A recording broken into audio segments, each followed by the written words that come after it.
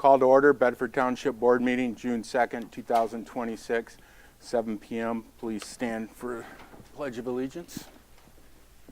I pledge allegiance to the flag of the United States of America and to the republic for which it stands, one nation, under God, indivisible, with liberty and justice for all. Pastor Lowy, if you'd lead us in prayer.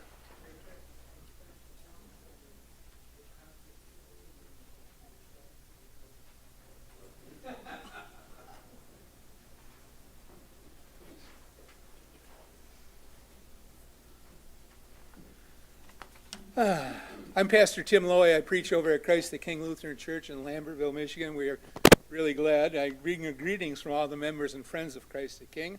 We preach the pure gospel of Jesus Christ, crucified and risen, ascended and coming again in glory to judge the living and the dead. And we thank God for placing us in Bedford Township. And we have great honor in being precinct number 8 for our elections. We're looking forward to, I think it's August 5th, isn't it? I can't remember what day. I can't remember what day it is. August. Let us pray. In the name of the Father, Son, and the Holy Spirit. Amen. Eternal Father of our Lord and Savior Jesus Christ, regard your servants, the elected leaders of our beloved Bedford Township.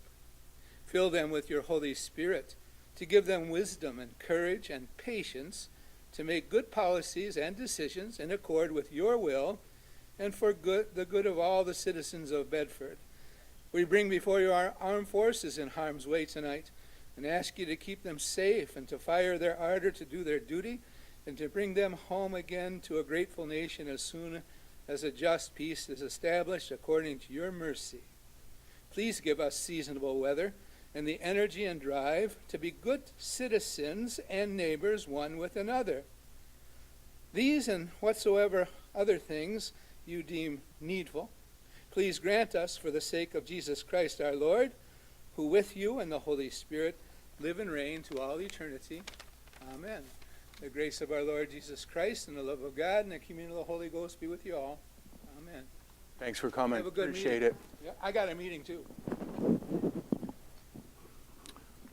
Okay, next on the agenda, we will have an opening a public hearing. I need to get a motion to open up a request for approval of the fiscal year 2027 general fund budget. Also B, request for approval of the fiscal year 2027 other funds budget.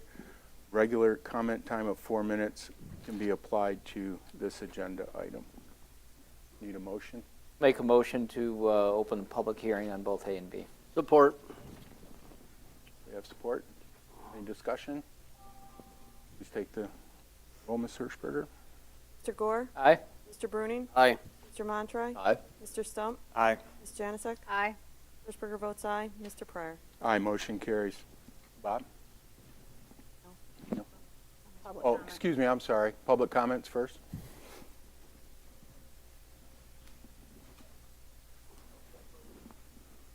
Only on the budget.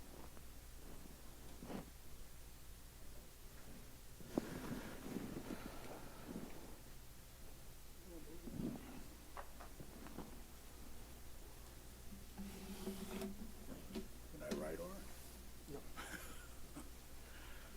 it? Lamar Frederick, you know where I live. I'm just here this evening to make some observations. I'm sure you've all thought of these, but I'm going to bring them up anyhow.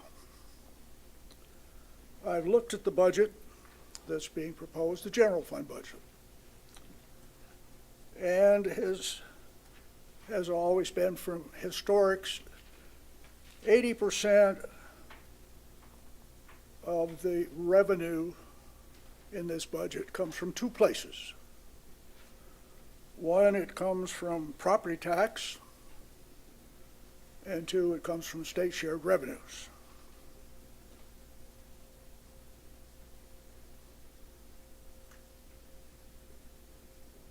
Property tax has not changed significantly over time, but it is a little less than it was a few years ago. I caution you, and Trudy will recall, when we had the recession a few years ago, property taxes went down.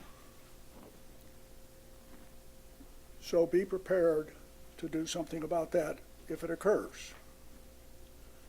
State shared revenues is another area which has variances from year to year, time to time. I heard recently in Lansing that there are some issues with respect to state shared revenues, whether they're going to be the same as in the past. The number that you have here, $3.16 million, is $400,000 less than it was a few years ago. So when we look at 80% of your revenues coming from two places, the rest of them are just goods and services, sort of like pocket change. But where I have some concerns, in fact, revenues are going down, your expenses are going the other way. The expenses have been increased substantially over time. And in the last 4 years, you have taken money from the general fund budget, or general fund balance, to balance your budget. The last balanced budget you had was fiscal year 22-23. You've taken $800,000 one year, another year $1.2 million, another year $1.2 million to balance your budget. And as a result, the 80% rule comes into play. The 80% rule, which is in your budget book and is also in your audit book, says that when you are to keep a fund balance equal to or greater than 50% of your expenses. In this budget proposed, $6.7 million is your expenses. That comes out to about $3.3 million, half of it. Your general fund balance is $3.2 million. That triggers your 50% rule, which requires you to do several things that are stated in the audit. And if you continue, That's 4 minutes, Mr. Fredericks. this is a public hearing, it's not the, Okay. and if it continues like this, you only have about 2 more years of general fund balance left. So you better start looking to see where you can cut expenses. And you better start soon. Thank you.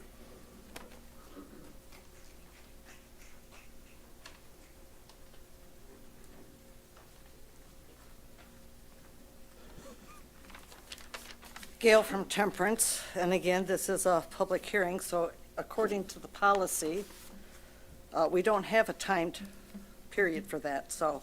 We'll let 'em go. My concerns with this whole budget is not so much about specific numbers, which Lamar so eloquently went into and discussed and is needed, but it's the fact of the fiscal irresponsibility that has been demonstrated, most recently over the last 2 years, the last 8 years for certain, with our involvement in the roundabout and the not being involved and not looking at all the options available, our trustees not being a part of that, the luxurious maintenance building we have.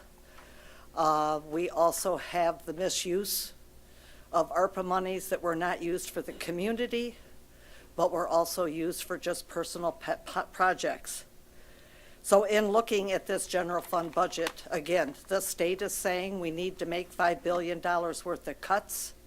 We have people who are not being given services because of making these cuts. We had a long time ago Proposal A, which basically said that if you want to live in luxury, the state's tired of paying for it, so you will pay for your own services. The people here overwhelmingly voted for that. I did not. because the future was apparent in what they were trying to do. So you have your state level, you have your federal level. The problem is that we have to cut our tails here at the local level. And by spending money willy-nilly on everything you people want, we have overstaffing in half of our departments at the township hall without logic for why we have that staff. And they're not being used properly. Something that should be part-time should be part-time. Something that is full-time should be full-time. And we should be staffing ourselves with appropriate people to do the jobs that we need to have done. The bottom line is all of this is monies, and at the same time we have millages that we need to pass. People are trying to pay for gas and for food. We need to basically cut our tails here, and that's your job, to be fiscally responsible. And at this point in time, I don't see that happening. So I have concerns with the budget in that respect. Thank you.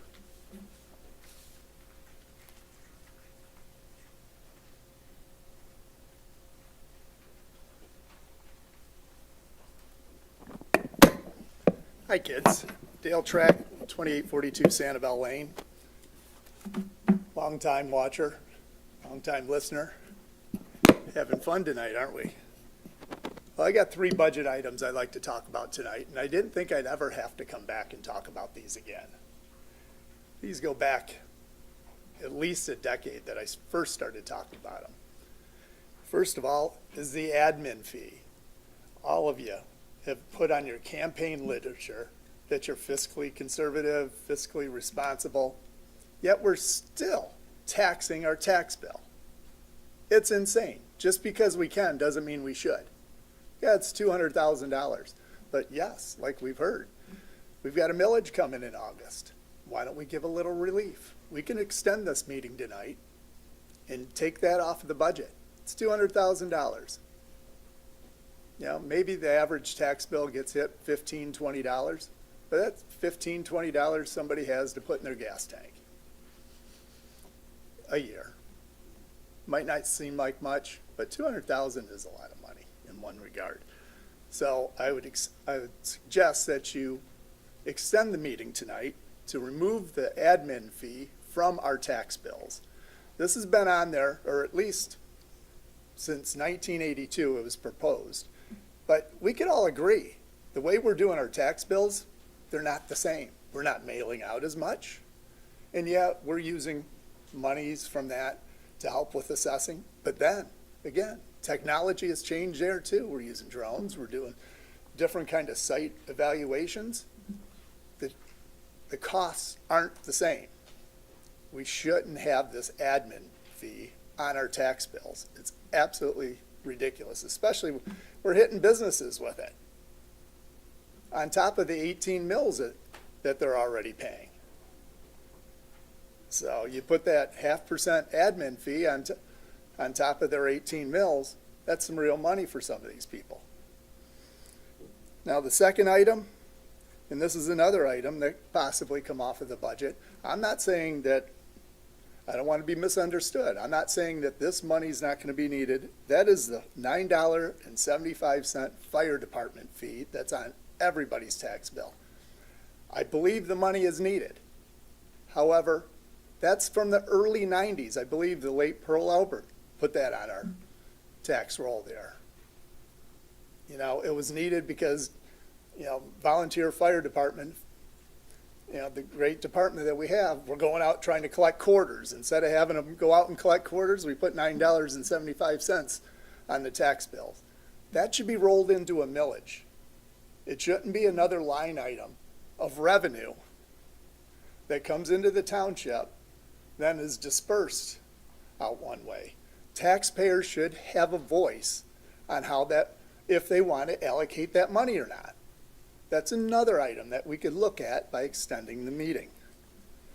It might not seem like a lot, but $9.75 per lot, it adds up.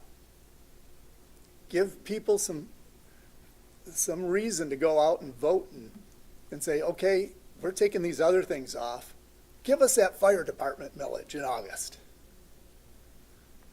This is common sense stuff, especially, like I said, You all put fiscally responsible, conservative, whatever on your literature. I shouldn't have to stand up here and say this. This shouldn't be overlooked year after year, just kind of, okay, all right, Bill, Bob, that's good. No. We should address these things. It should have been addressed a long time ago.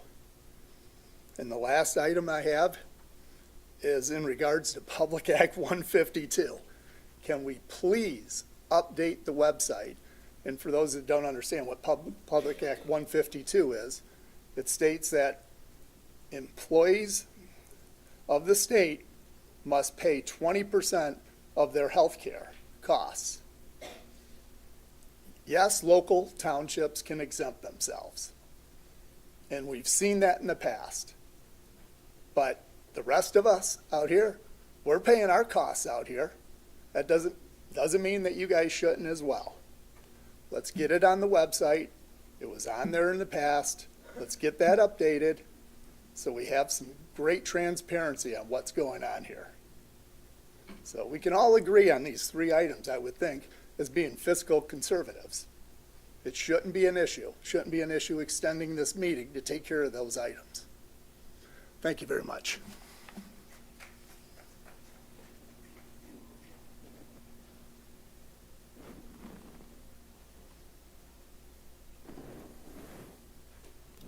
Any further comments before we move on? Need a motion to close the public hearing? Motion to close the public hearing. Support. We have support. Take the roll, Ms. Hirschberger. Mr. Gore? Aye. Mr. Bruning? Aye. Ms. Janusik? Aye. Mr. Stump? Aye. Mr. Montroy? Aye. Ms. Berger votes aye. Mr. Pryor? Aye, motion carries. Now, Now have Bob up.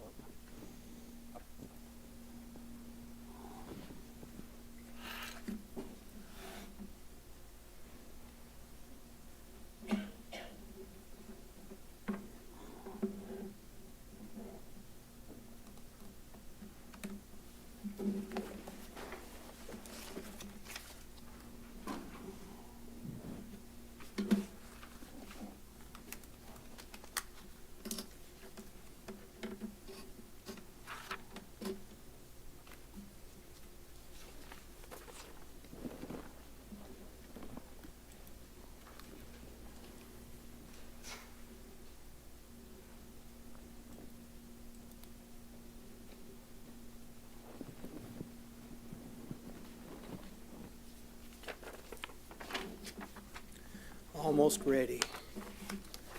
If we can start on page 3, please.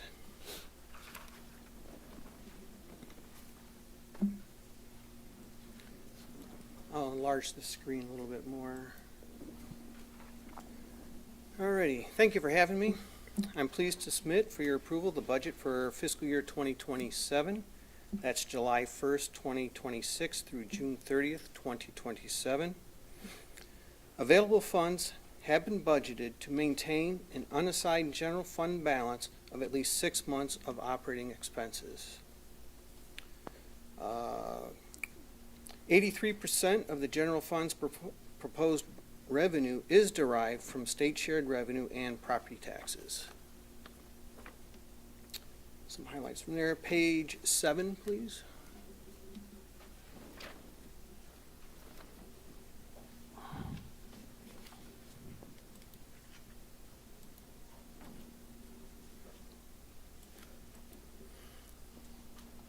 Some fund activity that'll be happening in fiscal year 2027.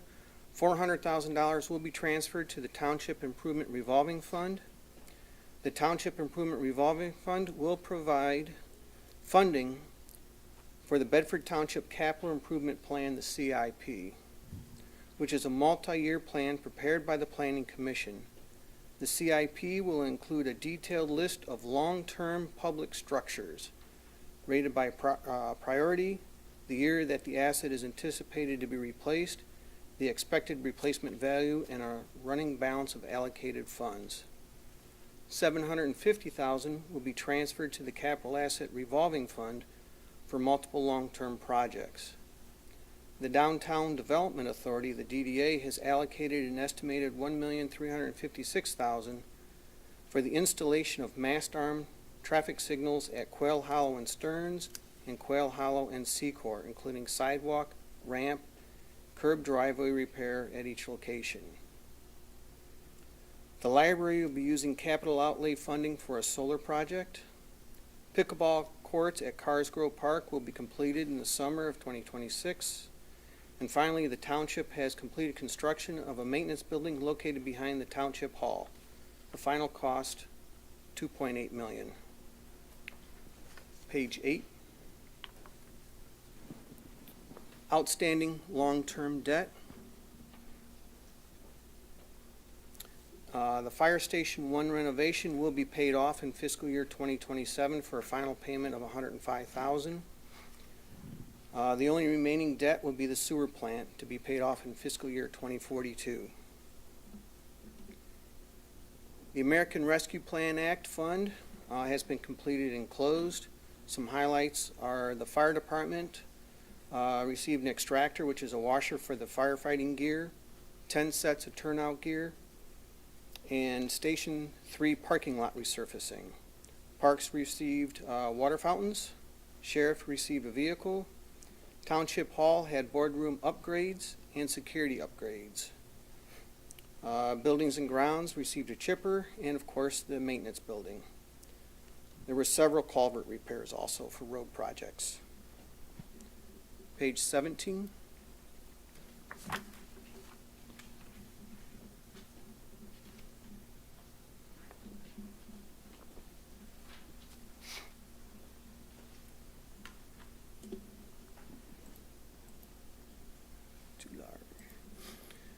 This is forecasted population change by age group. Couple highlights on this here from the year 2025 through 2050, which is a 25-year period. SEMCOG, through their 2050 regional development forecast, estimated a total population growth of 1,427 individuals. That's over 25 years. That's only a 4% forecasted growth over 25 years. And a little detail on the graph. For the periods 2025 through 2050, again a 25-year period, individuals under the age of 5, they expect or forecast 36 individual increase. The age group of 5 to 17, a decrease of 558 individuals. The group 18 to 24 is a decrease of 71. Age group 25 to 64 forecasted 590 increase. The age group of 65 to 84 is only 14 individual increase over 25 years, but age group 85 plus will see a large increase of 1,416 individuals over a 25-year period. Page 28.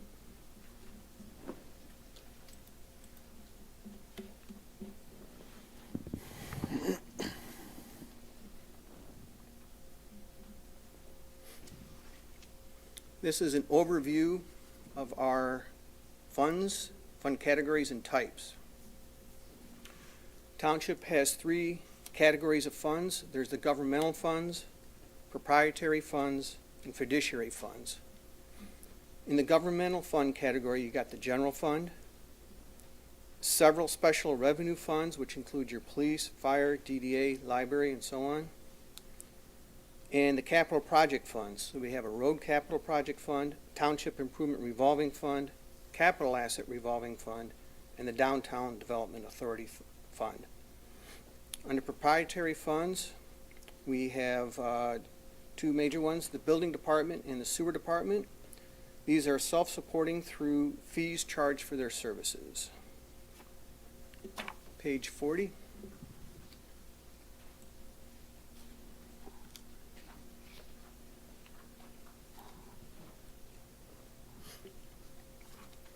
This is the CIP. CIP is the Capital Improvement Program. The Bedford Township Capital Program outlines a schedule of necessary expenditures associated with maintaining and improving public structures. The CIP does not comprise of all the capital expenditures for the township, but seeks to include all public structure assets. The CIP is prepared under the direction and authority of the Bedford Township Planning Commission. CIP funds are accounted for in the Township Improvement Revolving Fund, which is the TURF. The TURF is Fund 446, which is funded from the general fund. Page 43, please.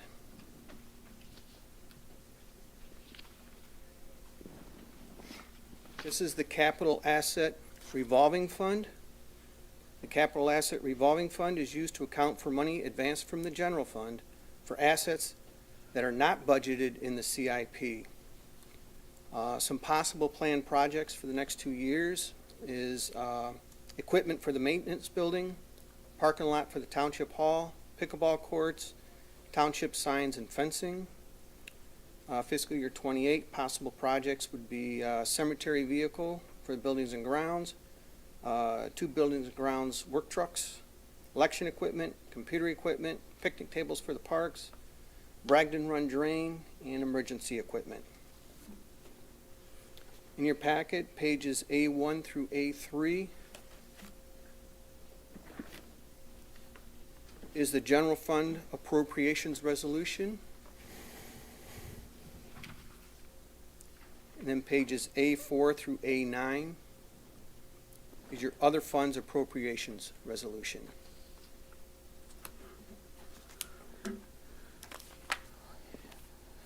Any questions? What does our auditor say about us being fiscally responsible? Very fiscally responsible, and we're well positioned, we're stable. We've been maintaining that 50% fund balance for several years. The excess funds to get us down to 50% has been transferred out to the capital project funds for long-term planning. That's why you see for the last several years large transfers out of the general fund to move the cash for long-term planning. So that's not necessarily spending now, it's just saving to spend later to replace and repair Yes, projects. that is correct. Long-term capital planning.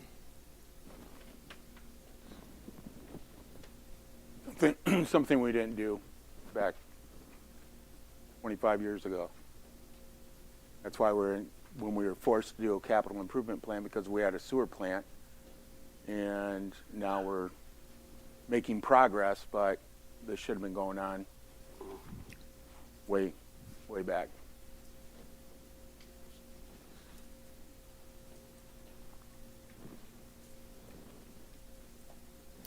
Bob, we've known for years, because the park board's been coming to us because our parks are in dire need. I mean, like, a lot of money. And that's part of what we're saving for the future, for things like that. Yes, that's correct. The major projects in the parks, the playscapes and the buildings, that is going to go through the CIP plan, which is managed by the Planning Commission. Our fund balance is at the 50% plus mark. It's at the 50% plus mark.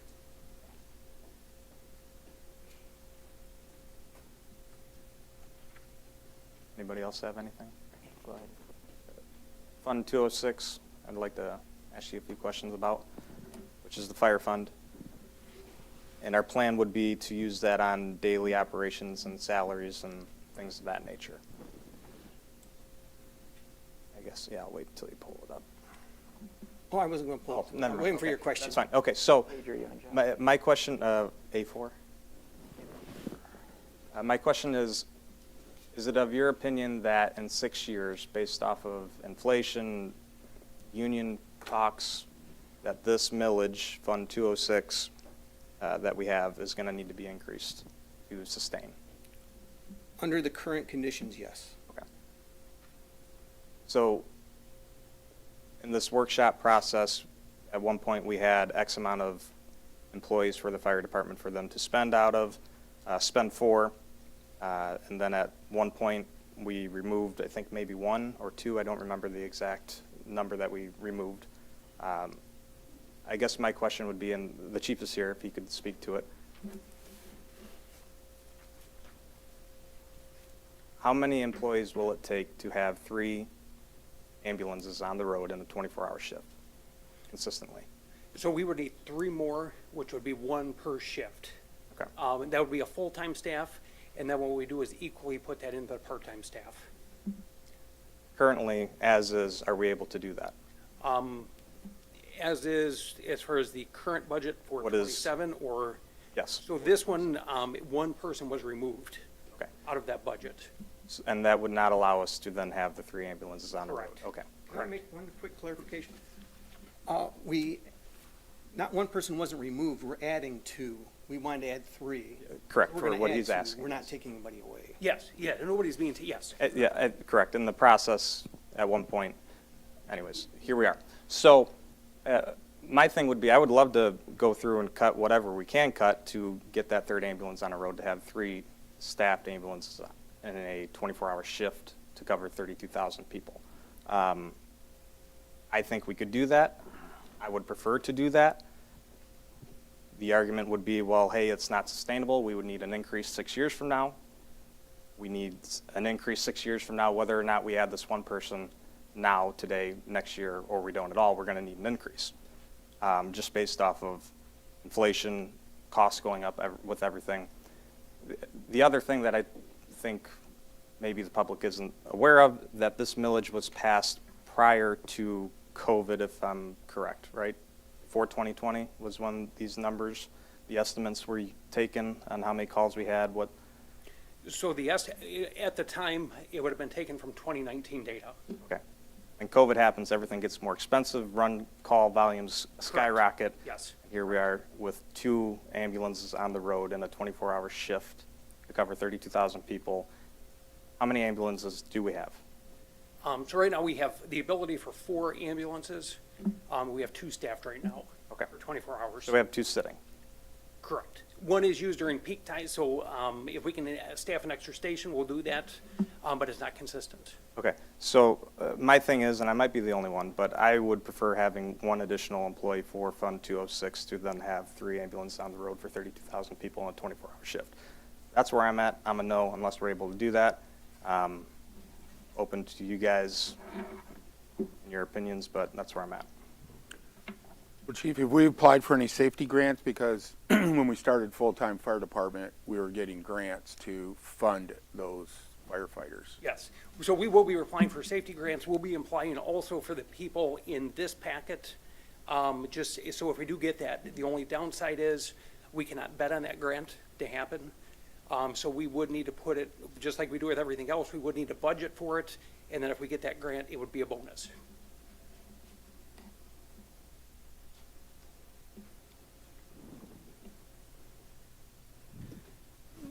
Bob, what's the sustainability of the fire department's budget if it stands now, moving forward over the next 5, 6, 7 years? Would it be depleted? Would it be, I mean, are they going to have the money for what's needed coming up? If it's going to need fire trucks, or if we're going to need equipment, more turnout gear, because the prices are going through the roof.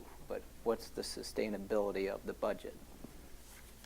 Right now, Fund 206 is stable. It is, in 6 years, they will be spending more than the revenues coming in.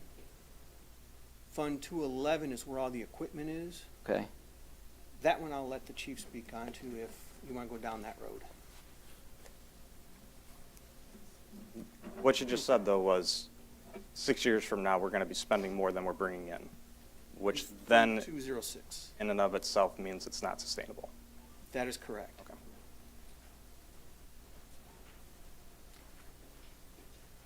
So And how's, then, so 211 is the one with the equipment. That one is the one that we did the study from, that we're looking at the determination as to what that does need to increase. So that will need to increase coming up. As to how much that's going to increase, we need to actually lay that out on paper, look at the buildings and figure out what we need to do with them. That's what we did that comprehensive study with. So that way we could get that long-term picture.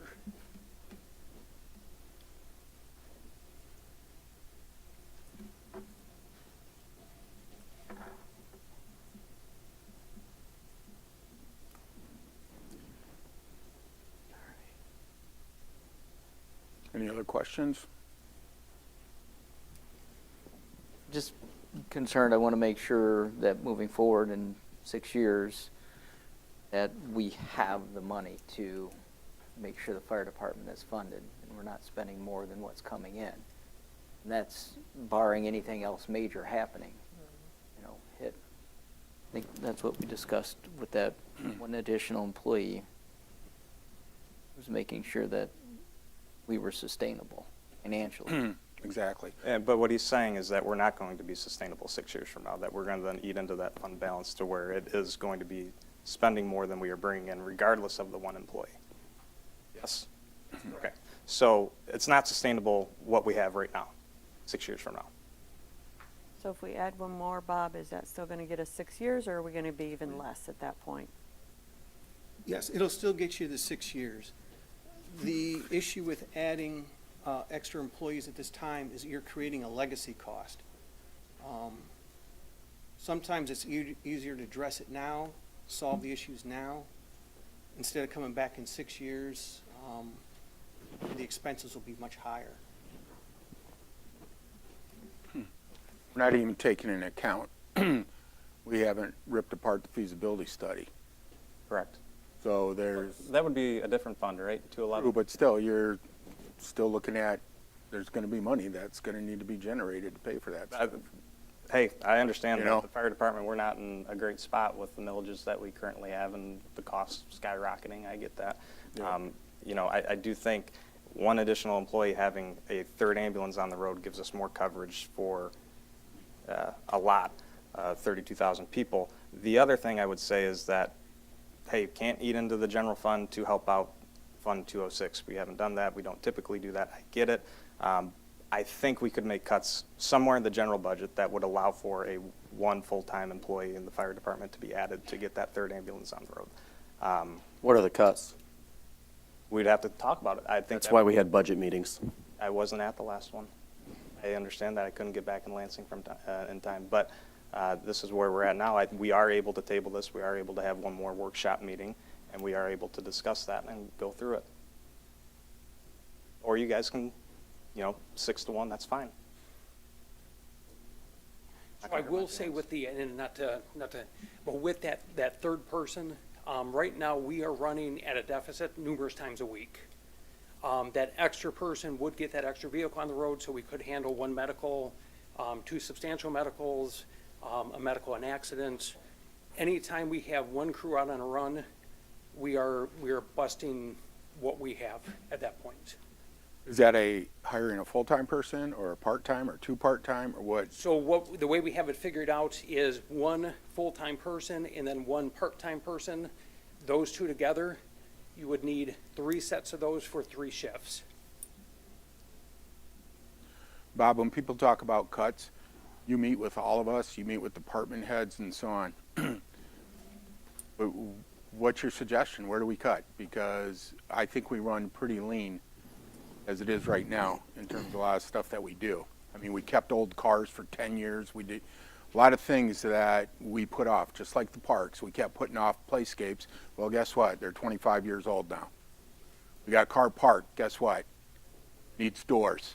And those doors aren't $500 doors. There's a lot of things that are catching up to us that we're working through, but what do we do, Bob? Tell us what your thoughts are. You have to make choices. Currently, the general fund does not have sufficient funds to cover all future projects, so we make choices.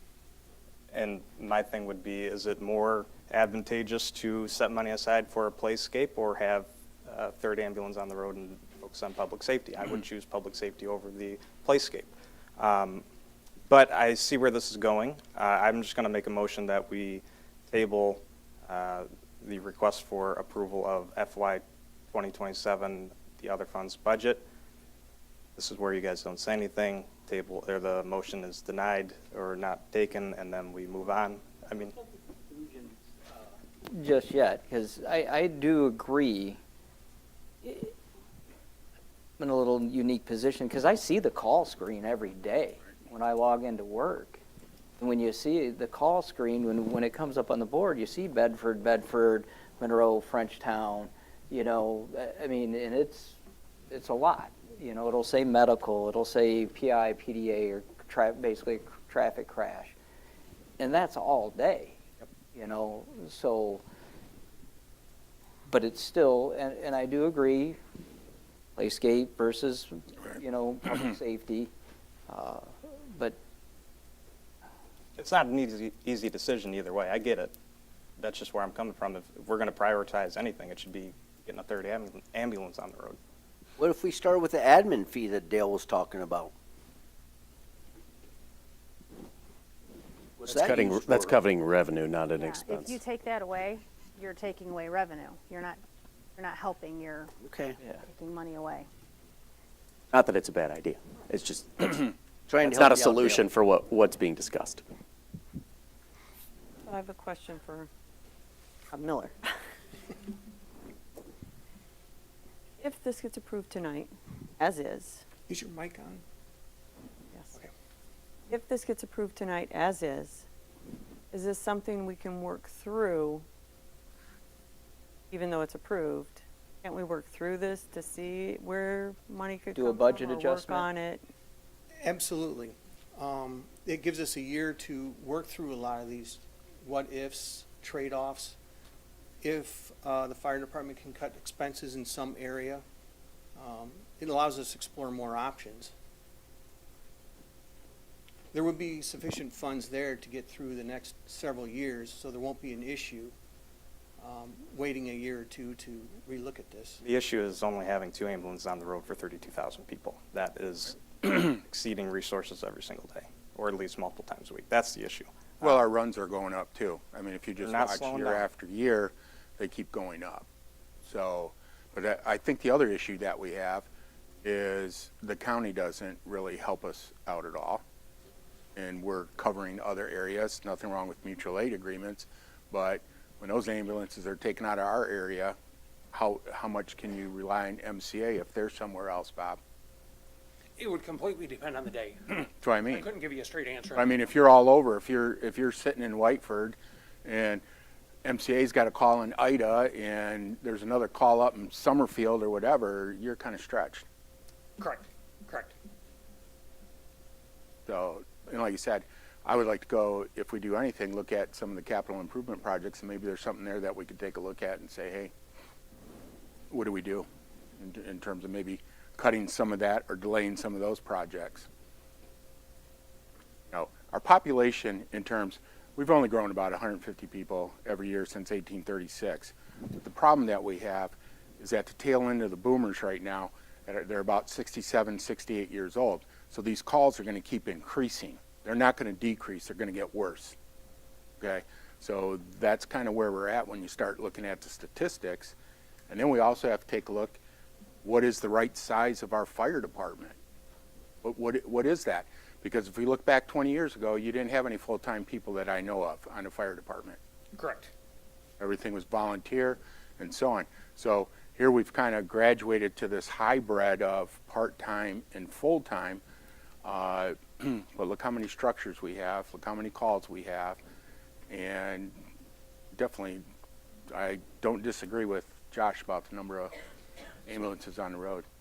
Bob, correct me if I'm wrong, but does Motown and Frenchtown have their own ambulances, or do they solely rely on MCA? So both of them are running ALS services. Frenchtown does have ambulances. Okay. Yes. But the majority of them, but the rest of the county relies solely on MCA. And like Mr. Pryor was talking about, I think there's only one stationed up in Dundee for all of West County. I mean, talking from Whiteford all the way up to Milan Township, London, and all that. Yes. Yes. So at any given time, then they have to move one from 7th Street in Monroe out to Ida to stage to go up to Raisinville or wherever. Yes. So it leaves us in a bind. Correct. So, I mean, And my thing, it's a weird thing to jump on, but did the ride along, and within the first 2 hours, I noticed, like, okay, wait, we're on a run. You got the other group over in Temperance on a run, and then there was another call. Okay, MCA might have to go get that, but MCA is covering Ida, Erie, Whiteford, Bedford. And there's a delay. There's a wait. and that response time, right? So Yes. it would be fair to say that if we did have three, that could save lives and it better the improvement or the health of and well-being of that person that might be calling and might have a medical emergency by having that third on the road. So if we're on one medical and another significant medical comes in, cardiac arrest, that is you have two people that you're working with that cardiac arrest on. So your chances of survival with that does significantly decrease. To which I say, well, hey, we're putting away tons of money for the capital improvement of a playscape. I get it, we need them, they're old, but what would our priority be? Mine personally would be having that third ambulance on the road for the next 6 years, and then looking at the millage that we are going to have to inevitably increase anyways because it's not sustainable with this person or without this person. Anyways, there's a motion on the table. I would support the table this to look at this further because listen to all the conversation and, I mean, I would support your motion. We have support. Still say, even if this passes, we can still adjust this. That's what I'm saying. We don't have to table this. We can pass it and still do an adjustment and bring the one person back if that's what this board wants to do. How quick could we get that done? Quickly can it be How done? quickly can we have a meeting if we approve this and we can move forward?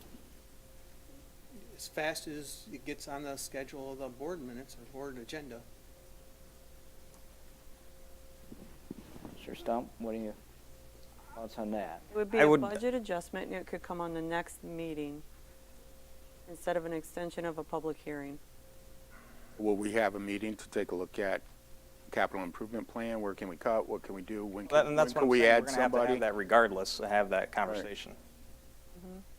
So it's, Oh, you know what we could do? We could have had budget meetings to discuss all of this. which to be fair, I was at the one where it was included and then missed the one that when I came and get back in time, that's when it was removed. That was the latest one. So I would have had this We should conversation. approve it and move forward and make the adjustments that we need to make if that's what the board wants to do. There's a motion and a second. Yes. I'm just going to stick with what I've said. There's We already can a do it motion. one way or another, as long as we Use have a support. conversation about it. I did support, So there's a motion with a support on the, but if it fails, and I'm sure it will fail the motion, then we can still vote on the budget, correct?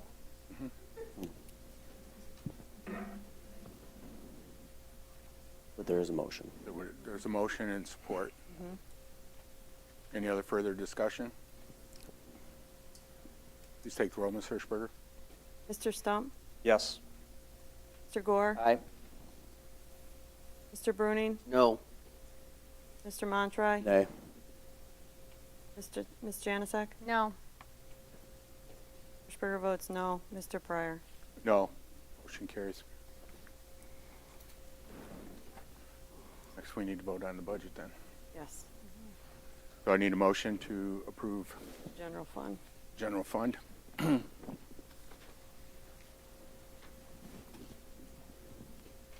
We'll make a motion, we approve the fiscal year 2027 general budget. Have a second? Support. We have support. Any further Who discussion? supported? Greg, any further discussion? So I understand, Ms. Hirschberger, what you're saying, that we've done budget adjustments before and we can get a budget adjustment, we can look at some other stuff, but just a time frame for me is, are we going to get it done in the next 2 weeks? Are we going to be able to get together and have a meeting, a budget meeting, and discuss it and be able to get in time to get it on the next agenda? Or is it something that we're going to, I think Bob would like to The answer. budget adjustment will be for fiscal year 2027, so that could happen any time in It fiscal doesn't year need to be 2 2027. weeks. but I don't want to wait 6 months. No, I don't think we should wait 6 months either. Yeah. I think we can, if we sit down with Bob and we hammer this out and go through everything that we can, and say, hey, how do, you know, you need to tell us how much it's gonna cost first to put these folks on the road. Then we have to go search for it. That's correct. That's what I'm As soon saying. as we get It's the gonna take final it's gonna numbers. take a minute. Right. Yep. We'll need the final numbers, and once we get the final numbers, then we can do the, But I don't think we need months. You're gonna be able to tell us what it's gonna cost to put, we've got the history of what it's gonna cost, okay? And then I think what we need to do is sit down, we've got the data in front of us, and start saying, hey, what, you know, this is what we need to chip away if we can. And like you said, it might be part of that in the capital improvement plan. Something might have to get delayed for a couple of years. So be it, you know? grants would be a big help also. What, I'm sorry, Bob, I didn't hear that. Firefighter grants would be a great help. Like, grants They're not dependable, but not dependable, and they're, are they matching, are they not matching? And so,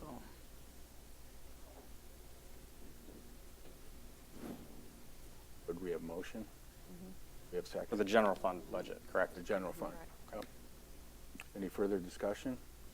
Please take the roll, Ms. Hirschberger. Mr. Bruning? Aye. Mr. Montroy? Aye.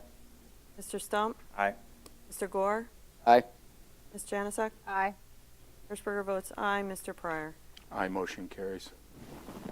Next, I need a motion for the fiscal year 2027 other funds budget.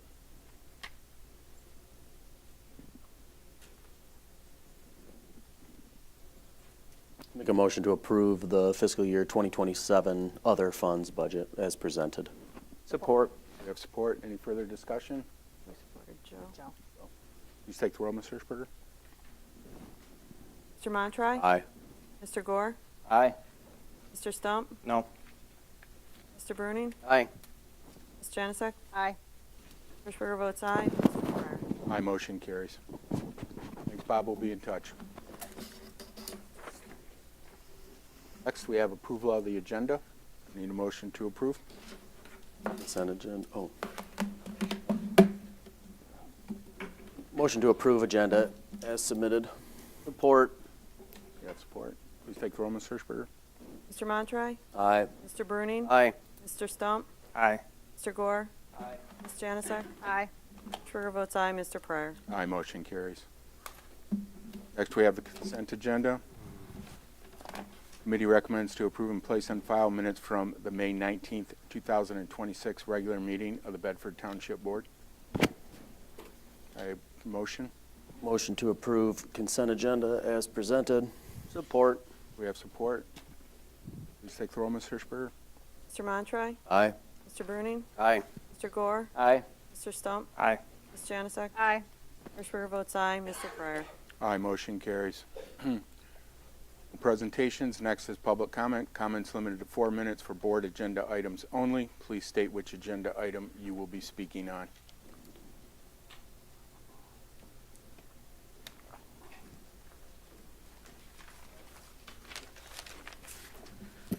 Gail from Temperance. According to the agenda, the first thing I want to discuss is 7B. It's been a long time that there were issues with our labor attorney.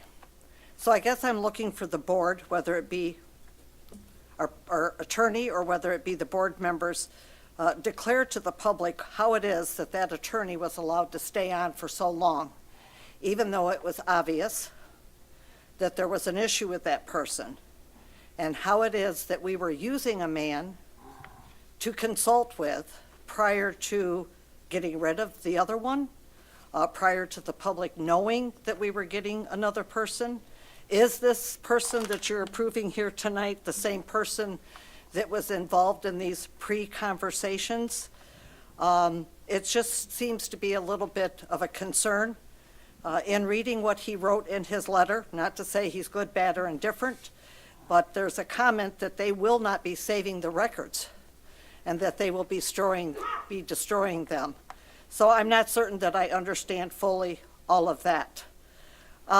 In relationship to D, in a residential area, and I'm hoping, and of course Joe can speak and Mr. Montry, regarding the wording and stuff on these proliferation of pole barns that we seem to be having, that they will be covered by a building permit and will have to meet approval so that they are restricted in their size and their height.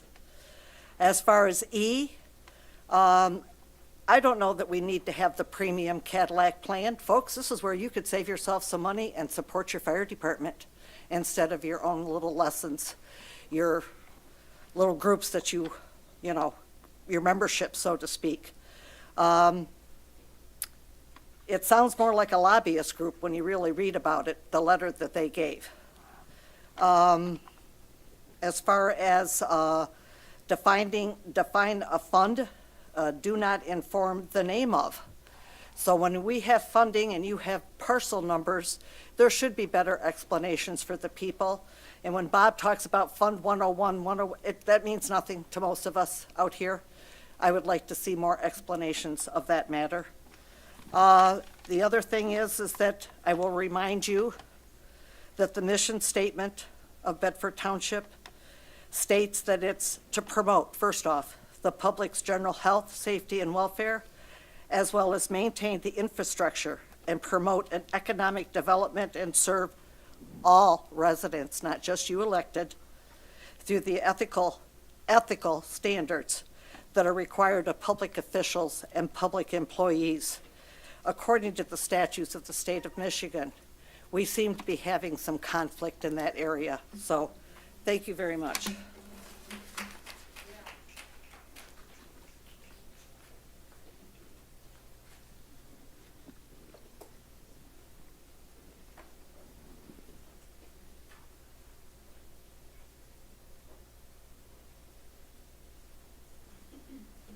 Good evening, Cynthia Vincent, Temperance. You're asking for $10,421 for the annual MTA membership, including the premium pass. According to their website, it's a place for the entire township team of elected staff, appointed board, and committee personnel can learn good governing practices. How many township individuals in those categories have participated in the MTA in the last 2 years? How about last year?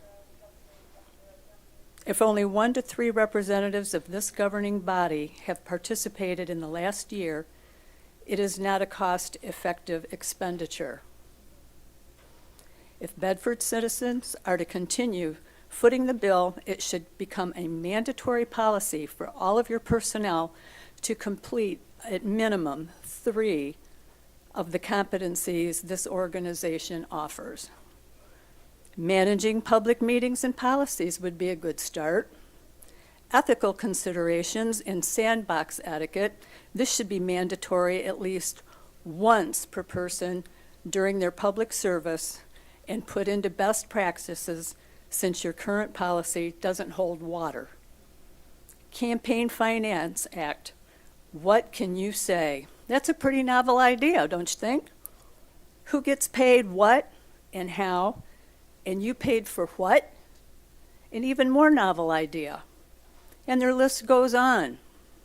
Again, if Bedford citizens are to continue footing the bill, it should become a mandatory policy for all of your personnel to complete at minimum 3 of the competencies this organization offers with documentation available for public view. Thank you.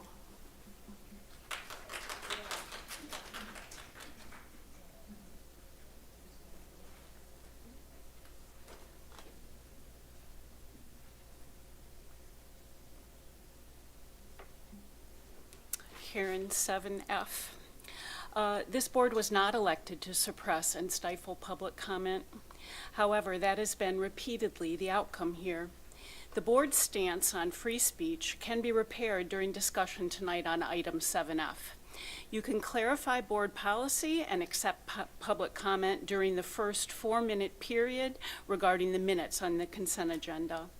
Ideally, the board shouldn't restrict the content of public comment during either PC period. Many boards in Monroe County follow this more democratic practice. Barring that, our board certainly shouldn't forbid resident input, as it does now, during the first PC period on the minutes contained in the consent agenda. The board was elected to represent residents. Public comment provides the opportunity for residents to voice opinions, concerns, and suggestions directly. Public comment promotes board transparency and keeps the board accountable to our community. Public comment at board meetings is required by law. It is not a gift or a favor granted by this board. Residents must be able to monitor their local government, express approval or criticism, and hold officials accountable. We all benefit when opinions are heard and respected. Differing opinions are not irrelevant, and those voicing them aren't nut jobs, as stated at meetings by a member of this board. The consent agenda containing minutes from previous meetings is by definition an item on the agenda subject to board vote. Board policy on public comment during the longer first period should not forbid resident input on anything in those minutes. To forbid the public comment, as this board has, to forbid that public comment, as this board has done, suppresses and stifles resident free speech and violates the spirit of the Open Meetings Act. Residents must be afforded adequate opportunity to comment on the content, accuracy, and objectivity of the minutes in the consent agenda. The Michigan Townships Association advises township boards to avoid excessive restrictions on public comment because restricting the comment of resident speech is constitutionally difficult. The MTA also advises boards to be consistent, stating that if a board's policy is agenda items only for a PC period, the consent agenda is on the agenda, so blocking comment of it is arbitrary and could be challenged as an Open Meetings Act violation. The MTA further advises that a board's written policy, if it doesn't explicitly exclude the consent agenda, they cannot enforce an unwritten ban on the fly, as this board did.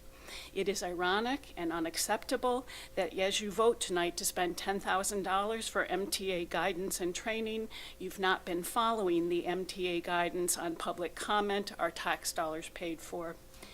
The board has an opportunity to repair its grudging stance against public comment. Instead of trying to force one of Monroe County's most restrictive public comment policies and experiences upon residents, you could provide a good civics lesson on how to better conduct local government with respectful, adequate time allocated for resident comment without undemocratic content restrictions imposed. I hope for that outcome of your discussions tonight. Thank you.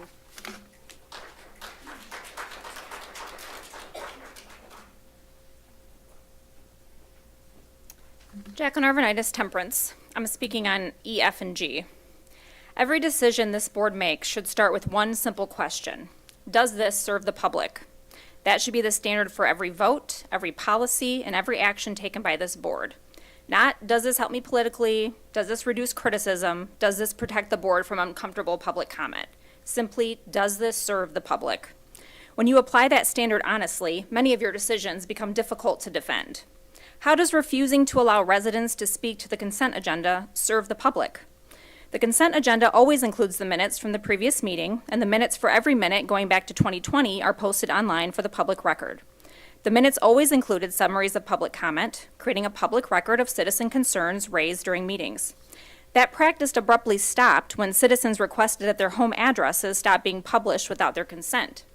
Instead of simply removing the addresses, the township decided to eliminate public comment summaries altogether. This is verifiable online, beginning with the June 17, 2025 meeting minutes, the first meeting when several residents, including myself, began regularly attending and speaking. This board is not only omitting public comment from the record, but by preventing discussion of the consent agenda, it is also attempting to stop residents from even raising concerns about that omission. So I ask again, how does that serve the public? Does omitting public comment make the record more accurate, more transparent, more useful for residents trying to understand what happened at a meeting? Or does it serve the board by minimizing criticism and allowing the board to control the narrative? The public asks, your choices over the past year have reduced participation, transparency, and accountability. At nearly every opportunity, this board has resisted requests for more transparency, complete records, and greater public participation. The public asks for openness and gets restrictions. The public asks for accurate records and gets omissions. The public asks for accountability and gets told what the board is not legally required to do. This board should not be focused on what it can legally get away with. It should be focused on what best serves the public. The question is still, does this serve the public or does this serve the board? That same question applies to the renewal of the MTA membership, which costs taxpayers more than $10,000. The MTA provides training and guidance on many topics, including ethics, campaign finance compliance, and the Open Meetings Act. Yet, despite that guidance, this board has questionable conduct in all those areas. The Bureau of Elections found sufficient evidence of potential campaign finance violations involving all 4 trustees. Taxpayers are now paying for both the training and the legal response. The MTA teaches that officials should intervene on ethical concerns, yet when issues arose, this board took no meaningful action or accountability.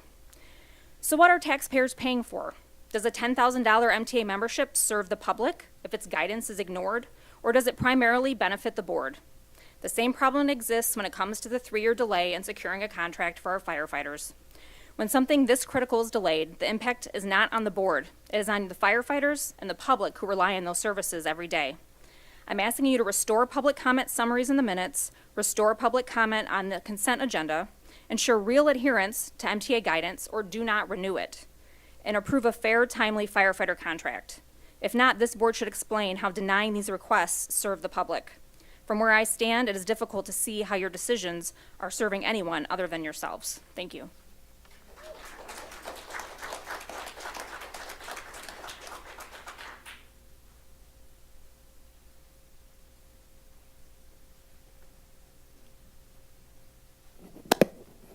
Dale Track, Lambertville. Just a swing and a miss tonight, kids. You had your chance. Had your chance in that budget to table it, to go back and review and do the right thing. You had a chance to say to taxpayers, we shouldn't be doubly taxing you. We shouldn't be taxing you for jobs we're already doing and getting paid to do. You had a chance to take that admin fee off. But moreover, you had an opportunity to give good faith to the community to say yes in August. Not that they're not going to.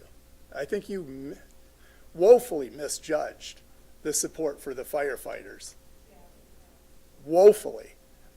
And this need for another ambulance, it should have been looked at a year plus ago. This isn't something that should come up on a budget meeting vote tonight.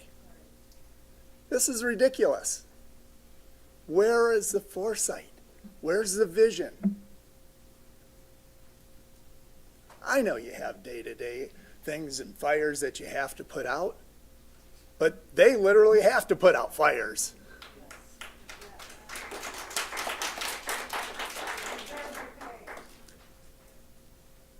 The money, the $200,000, the $9.75, you don't think that you could have rolled that into a millage and the people of Bedford Township wouldn't have voted yes? You're misguided. You don't understand. I'm not a big proponent of taxes, but I know the political headwinds when I see them. I don't have to stick my finger up and say, how should I do this today? And I'm not saying that you do, but maybe some of you do.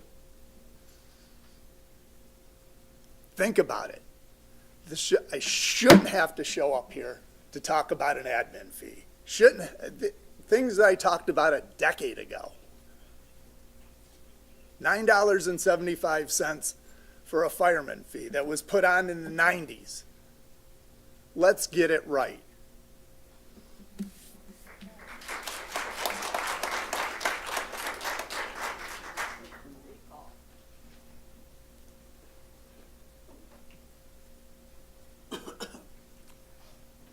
I hate to beat a dead horse, but I'm going to beat it anyhow.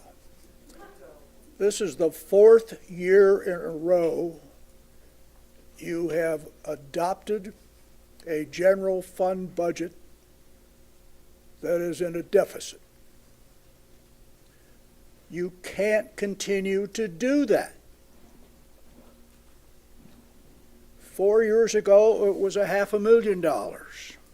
3 years ago, it was $800,000.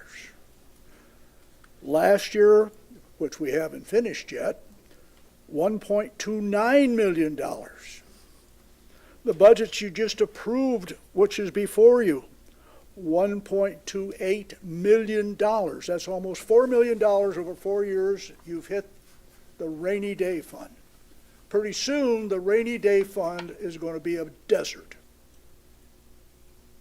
So you better start looking at where you can cut some stuff, and it may be benefits, because you can't expect to continue to receive increases in revenues, because it ain't going to happen.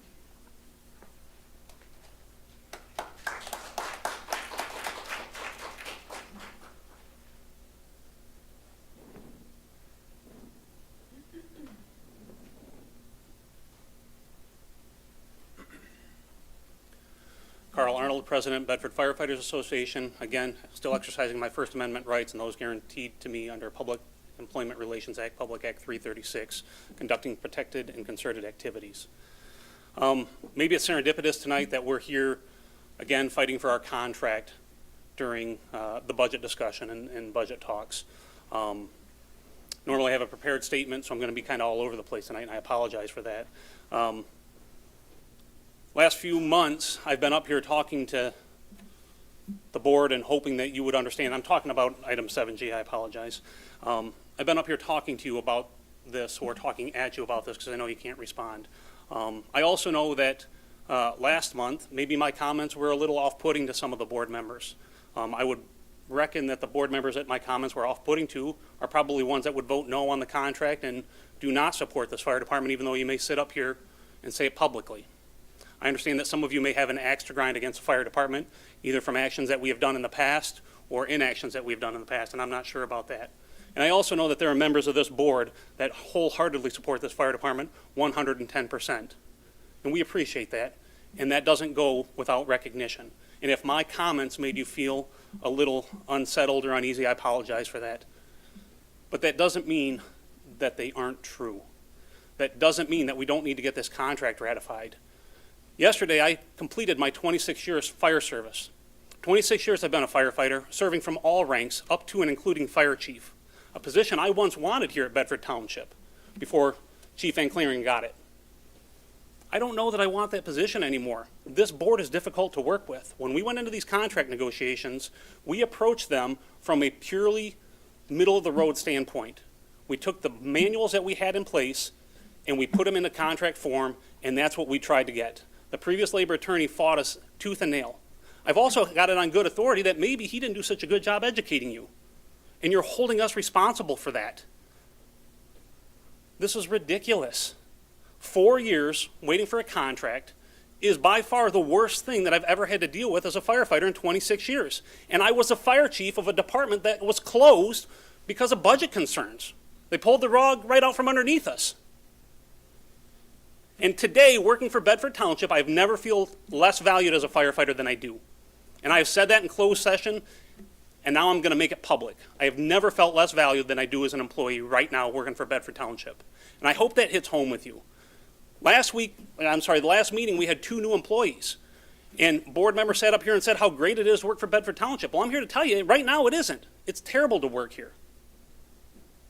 The atmosphere that this board has created by dragging its feet over the last 4 years, whether you were sitting on the board at the time, or you weren't, or maybe you were behind the scenes, you knew what was going on. Your inactions have led to this. And just so we're clear, your inactions, and maybe some of the board members don't know, we have not had a raise in 2 years. Our last raise was July of 2024. The part-time firefighters were given a raise in July of 2025. The full-time firefighters were not. By the time this is done, our next raise won't take effect potentially until July, 28 days from now. Our overtime threshold was doubled. We used to get overtime after 106 hours in 2 weeks. We now get overtime after 212 hours in 28 days. Now that's the maximum, just so we understand, right? That's the maximum that the Fair Labor Standards Act allows. So rather than doing the right thing and giving us what we had currently, last year they changed it arbitrarily. Thank you.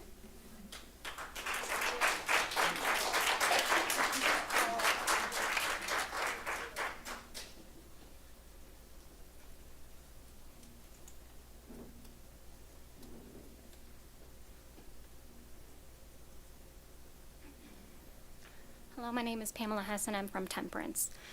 It is shameful that Carl Arnold needs to come up here and apologize for saying this board needs to kiss his white Irish ass. And I apologize if I messed that up. Shameful. Shameful. And the gall for somebody on this board to be upset about it when one of these board members threatened a protest with 4 different militias. I mean, come on. That's so unserious. Give these Bedford Township and American heroes the pay they deserve. Give them the benefits. Give them their retroactive pay. And let's get a 3rd ambulance on our roads. I am alarmed to hear that we have 2 ambulances on the roads every day. That is lives lost every day, every week. Not only is that lives lost, but these guys are getting burnt out. I can't even imagine how they feel. They're getting burnt out. They're going to leave for a place that they are treated better. And then we'll have 1 ambulance on our road. Then what? I'm not Irish, but thank you.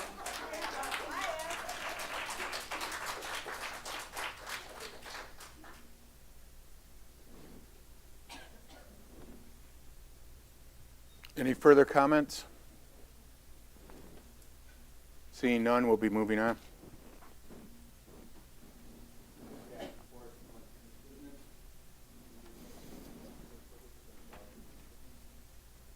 I'd like to make a motion that the following vouchers be approved for payment. General Fund, $16,188.50.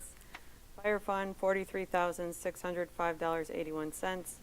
Downtown Development Authority, $1,345.50. Library Fund, $9,901.84. Capital Asset Revolving, $3,578. Building Department, $3,803.40. Sewer O&M Fund, $273.92. Trust and Agency Fund, $230.62. Construction Escrow, $532.50, for a grand total of $79,460.09. Support. Springer votes aye. Ms. Janusik? Aye. Mr. Montry? Aye. Mr. Gore? Aye. Mr. Bruning? Aye. Mr. Stump? Aye. Mr. Pryor? Aye, motion carries. 7B, engage Bedford Township labor attorney. Steve has gotten involved in many negotiations. I played a lot of sports in my life, and if you have a player that can't hit the ball, you go find somebody that can. That's what we did. Turn your mic on. That we could get this contract done, and that's where we're at tonight. Steve is highly qualified. He works on the Lake Erie Transit Board. His resume is unbelievable, and this is what he specializes in. So you've been introduced to him. I brought him to the table because I felt we weren't getting anywhere, and I had a discussion with him because I sit on the Lake Erie Transit Board, and I was like, Steve, I just don't feel like we're moving forward. So that's when I also talked to Krista, I talked to Trudy and said, hey, would you talk to Steve? Steve gave us some advice, and from there, we took that and we ran with it, and that's why I want to approve him tonight to be our new labor attorney. Any thoughts, comments? I need a motion. So, right, be careful in my wording. As a former labor attorney taking this for a flip and ride, just padding the pockets, just stalling to rack up a bill. As if Mr. Schwartz came in, then, and sounds like we're close, if not there.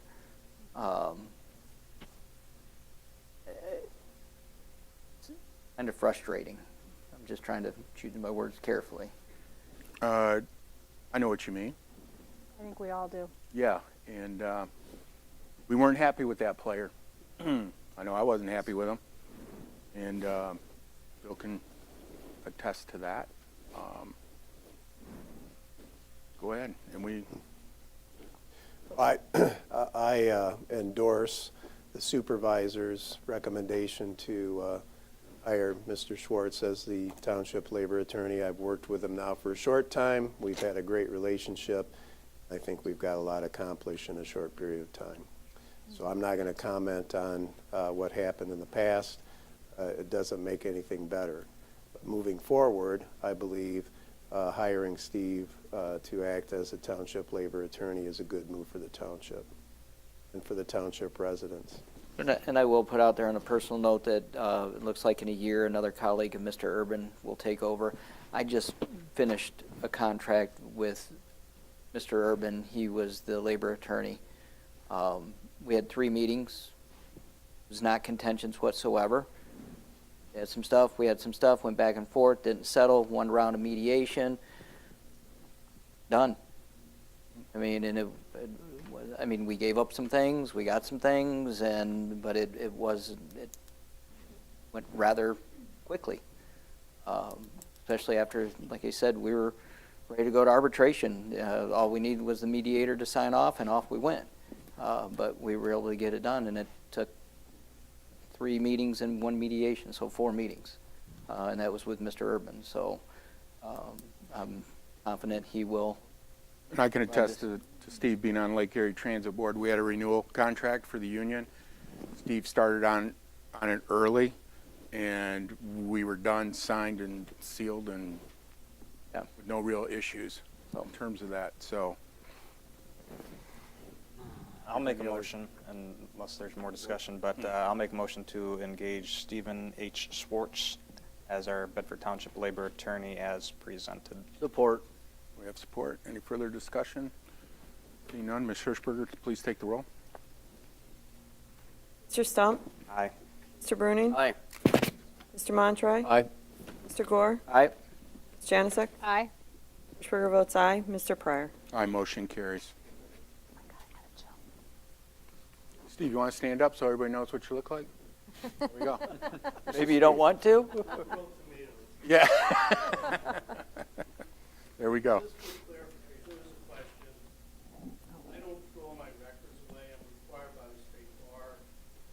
You just, Yeah. Sorry. Good evening, Stephen Schwartz, Farmington Hills.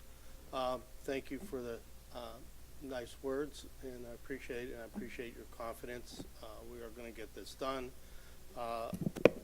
Someone asked about my retaining records. I'm required by the State Bar of Michigan, as all lawyers are in practice, to keep your records for 7 years. At the end of 7 years, I give you a choice. Do you want them back, or do you want me to shred them? Virtually every municipal client I have wants them back, so I deliver them to you. So that's what we're going to do. So, Great. thank you. Thanks, Steve. Next, we have 7C, approve the purchase of a forklift for the maintenance department. At base.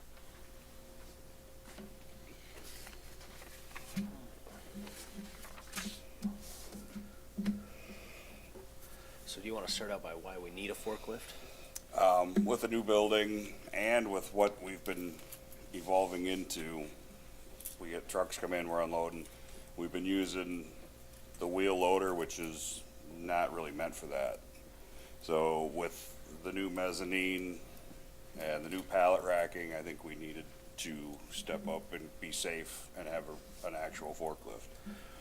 So the mezzanine, the second floor up there, has an opening to pick up pallets of materials, whether that be documents for the secure document storage on the second floor for records retention, or whether that be off-season equipment, snow blowers, other stuff that can be palletized and set away so it's not on the floor for where the trucks are coming in and out every day with the mowers and other equipment like the excavator and whatnot.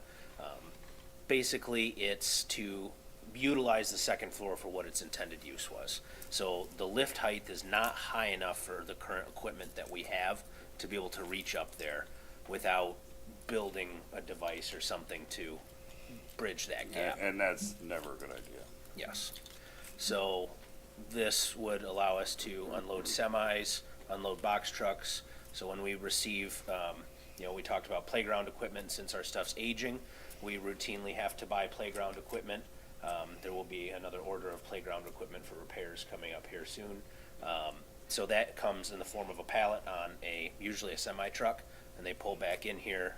And so we have to unload those, or meaning the maintenance department, has to unload those and then store it in the maintenance facility. So another thing is the document storage. So in order to make it easier and a little safer to transport all the documents up to the second floor, to bring them up there. I'm too old to carry them upstairs. So we put this out to bid. We listed a bid spec to get us a 5,000 pound limit and 189 inches of height, which is an industry standard, even though we only needed about 120 inches. So this will allow us to reach all levels of our current pallet racking that we have in the back, which our wheel loader will not reach up to the top level of our current pallet racking, let alone the mezzanine. So when we put this out to bid, we received a couple bids. In this bid packet, you can see who responded to this. The low bidder was Bull Equipment with a Heister lift, which met our bid spec requirements, and that came at $26,489. And it's a local company, so we can get service quickly should something crop up. Joe always likes to ask about warranties. So they do provide a warranty. It's 1 year on this, or an hour limit. So depending on how heavy it's used. So, yeah. And that price is cheaper than the MI Deals option that was out there. Which was a Bobcat Yeah. forklift. Bull's local too, aren't they? Yes. Yeah, they're just The Bull family, several members live in Bedford. easy to get it there. Any questions? Is there any additional training your workers are gonna have to go through to get like certified for forklift, heavy machinery, anything like that? Yeah, I'm gonna have to get some of the guys trained. I spent 15 years running forklifts at Heitman. I was certified in everything. The last job I did was run the 75,000 pound forklift outside. Is that like, do we have to get OSHA training, or is there something that we have to go through, or is that? Probably some kind of OSHA. Well, Bull could probably guide us on that too. Yeah.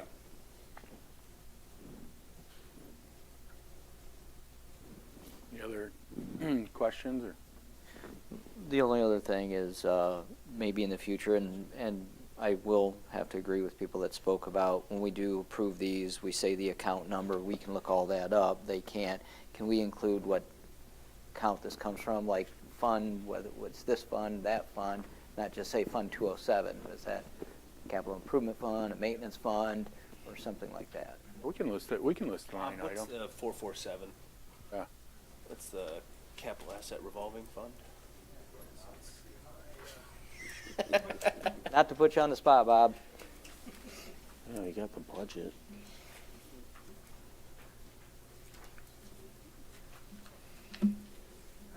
Mr.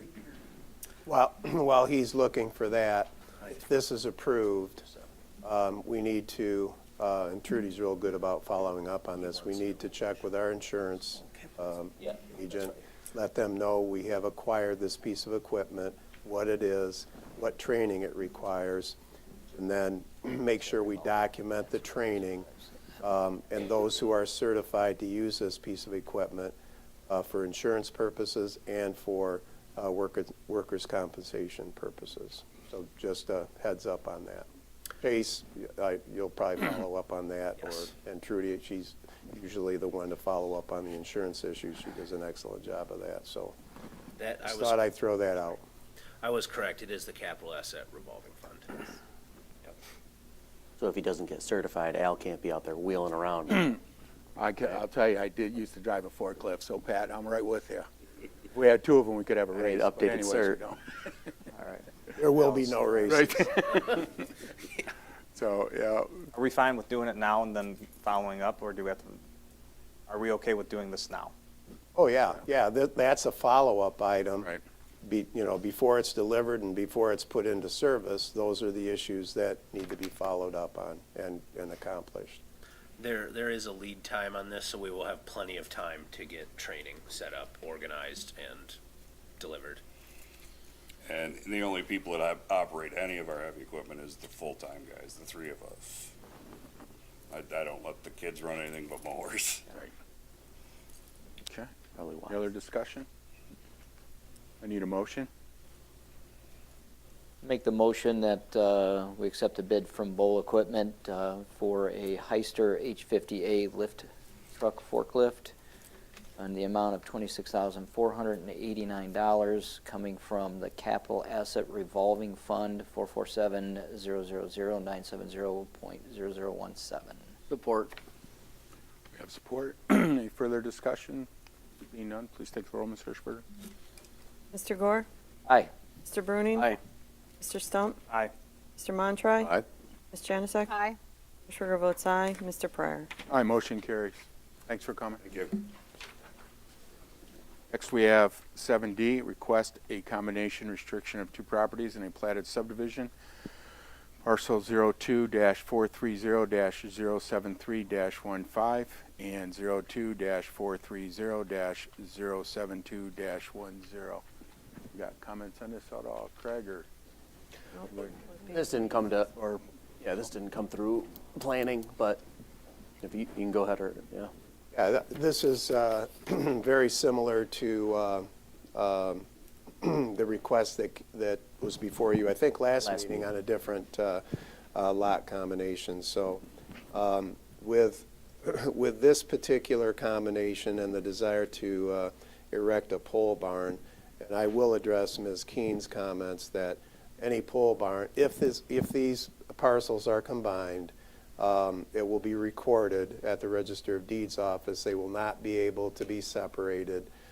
In this case, I would recommend on any motion made that that the combination be irrevocable, meaning the township cannot revoke it or will not revoke it because it's planned for a pole barn. But to address some of the public comments, it will have to comply with our township zoning ordinance in regard to height and size. If somebody wants to build something that's bigger than what is allowed by our zoning ordinance, they do have the right to come to the Board of Zoning Appeals and request a height or an area variance or dimensional variances. They're not favored necessarily in a platted subdivision, so I'd recommend to the board that if you grant the request, that you make any combination irrevocable, and it should state so on the face of the deed that's recorded at the County Register of Deeds office.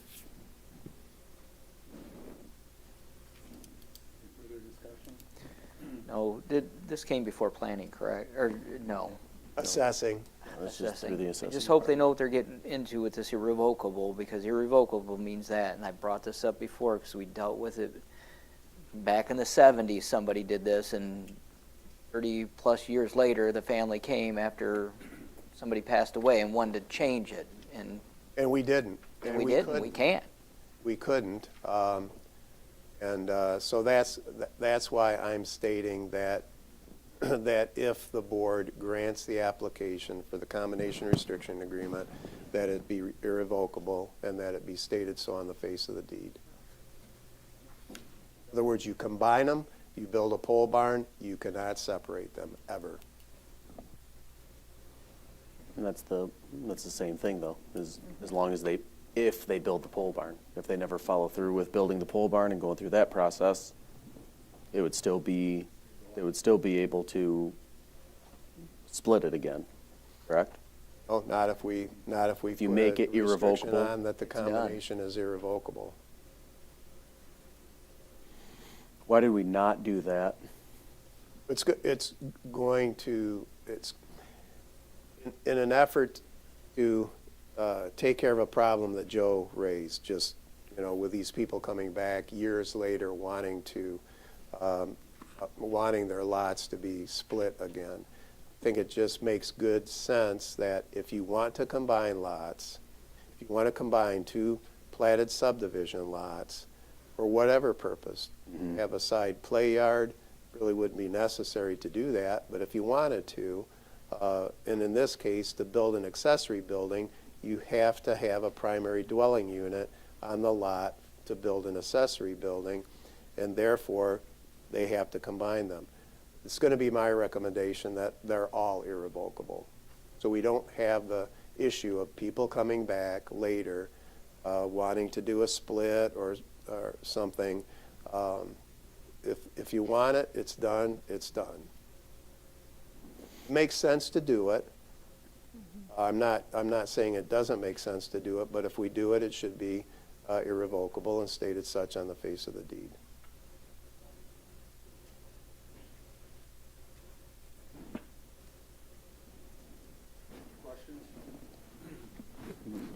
Are the people here? No. Wanted to make sure they were fine with that. Well, yeah, they would have been told. They would have been told. All right, I'll make a motion that we combine the two properties in the platted subdivision, property numbers 02-430-073-15 and 02-430-072-10 as presented. I will support, but with a friendly amendment to make the combination irrevocable. Accepted. Now that discussion is over, I want to be transparent here. This is a relative of mine, but I didn't want it to influence anyone's decision, and I will be recusing myself from the vote.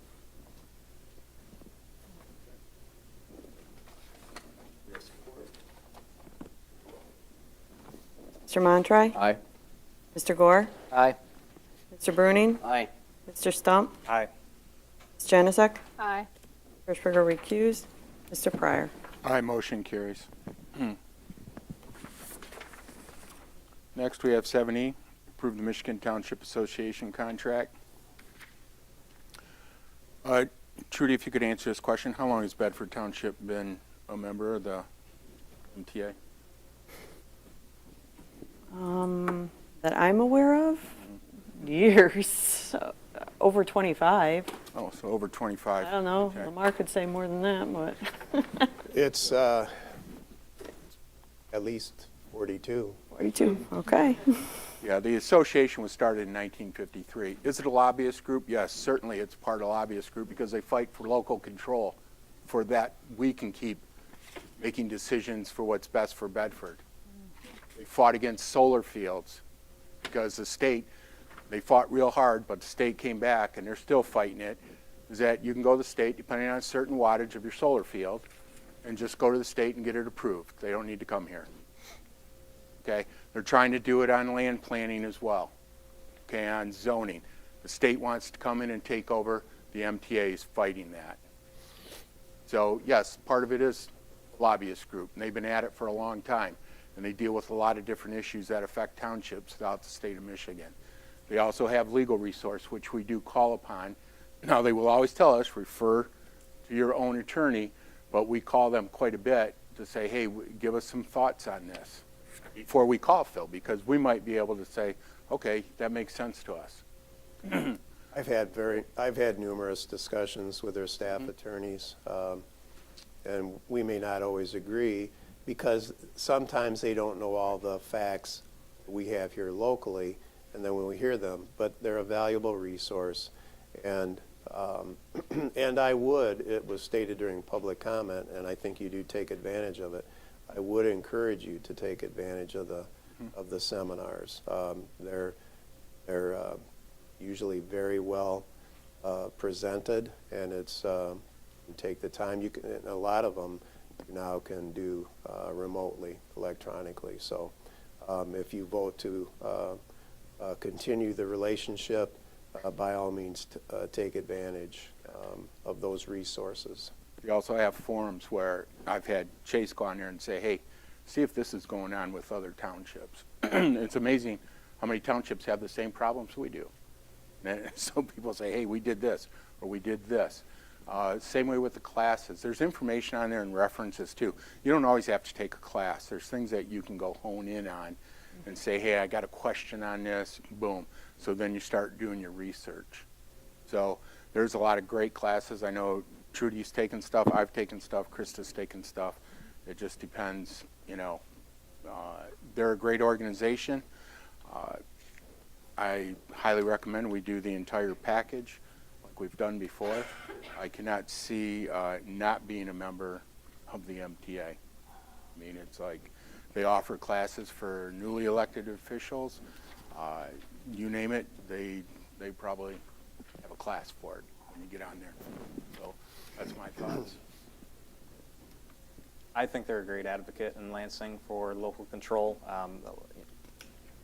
Anytime a decision is made further away from the community, the worse it gets, and that happens in Lansing a lot. And MTA is a great advocate to push back on that and to fight for local control, which I think we all want, as opposed to just giving away our rights and our decisions to people making them in Lansing.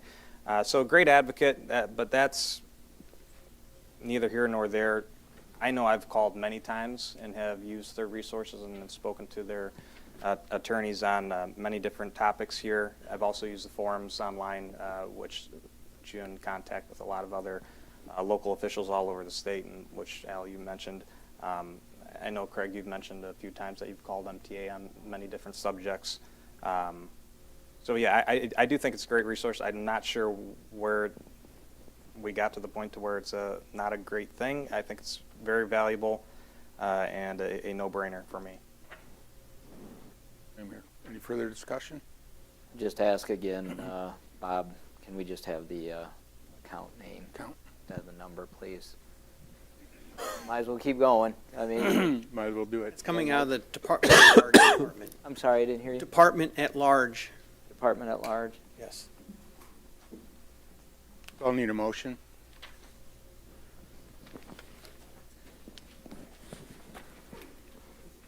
I'll make a motion to approve the Michigan Township Association contract in total of $10,421, consisting of annual dues in the amount of $8,521 and the premium pass in the amount of $1,900 to be paid from account 101-261-958.0000. Support. We have support. Please take the roll, Ms. Hirschberger. Mr. Stump? Aye. Mr. Burning? Aye. Mr. Gore? Aye. Mr. Montroy? Aye. Ms. Janusik? Aye. Hirschberger votes aye. Mr. Pryor? Aye, motion carries. Next, 7F, discuss public comment policy on minutes. Josh, you want to take this? Yeah, I just wanted to open it up to the board. You know, I was kind of caught off guard with us making that change, but here we are. Open it up for discussion. My opinion is the same as it was before. The minutes are in the packet. The packet is a part of the agenda that they should be able to have 4 minutes to speak to any agenda item, whether it's on the consent agenda or not. So I guess that's where I'm at. We don't have a policy. We don't necessarily need a policy to change since we didn't have one before. Just maybe a general consensus one way or another from this board.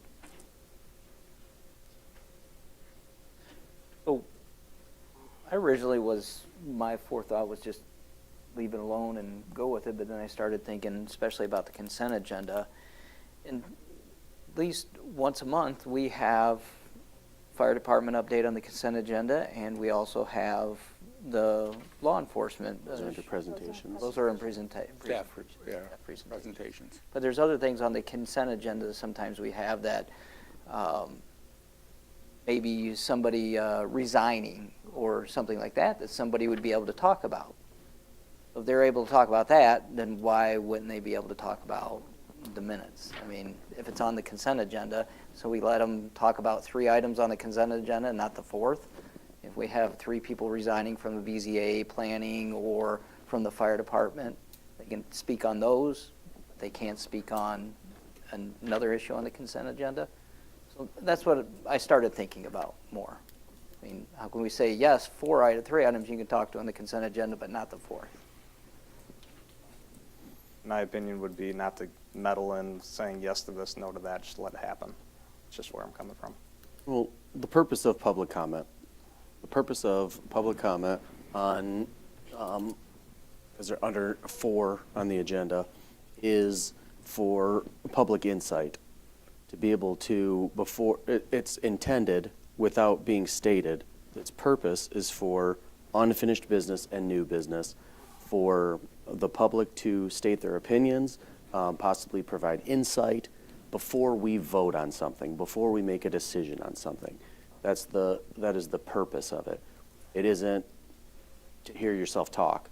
It is to, like, hey, like, which we've had people come and say, make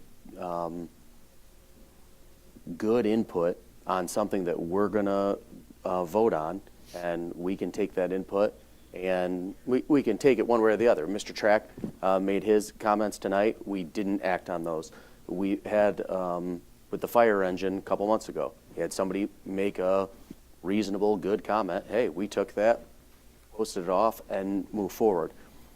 There's not action being taken on the other things.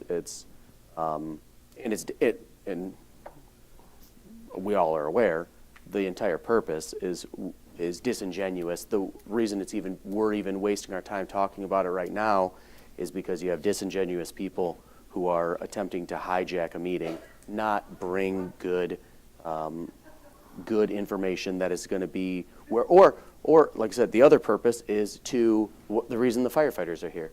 They want to show their support for something or show being against something, but it's for actionable items is the purpose behind it.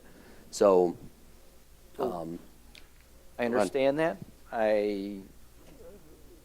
But I still can't get past the fact that if there was 3 resignations on the consent agenda, under consent agenda with the minutes, we would probably let them talk about those resignations if somebody wanted to speak on that, but we wouldn't let them speak on the minutes. You know when we will?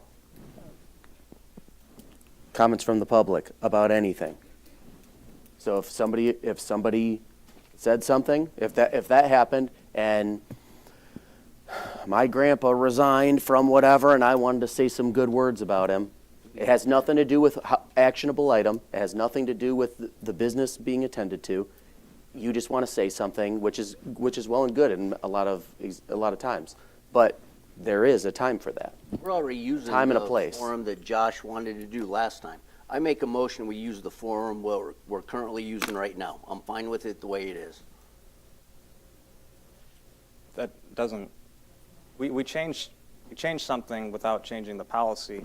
To Craig's point, I understand that, but we would only give them 2 minutes at the end of the meeting to discuss everything that happened during the meeting. I don't know if we necessarily need to make the change. I think we should just go back to what it was for however long it's been, whether it's up to the discretion of the chair that says, yep, we're going to allow you to speak on the minutes. Maybe it's if they're being genuine and asking about a clarification or making a point to say, nope, we think this is incorrect, or we think this wasn't characterized correctly, and you'll say, well, that should have been taken place over a Thursday or Friday. They could have emailed, well, things happen. Should they be able to speak to it at the meeting? Yeah, I don't think we should get in the habit and the business of saying yes to this, no to that. 4 minutes for agenda items only. This is the agenda, this is the packet, and just be done with it. Normally, a lot of times in a board, minutes are put under an agenda item specifically, but that's for the board to review the minutes to make sure they are correct. And then they vote on them. If there needs to be changes by the board, that's when they make the recommendation to say, no, that's correct, a name wasn't spelled right, this, that, or whatever. So I've seen it both ways in terms of that in Monroe County. So you still have some, like Frenchtown, they got a consent agenda, some of them do. It just... I would be more concerned with removing it, except for our legal counsel and parliamentarian has recommended, and I don't know if your stance has changed in that regard.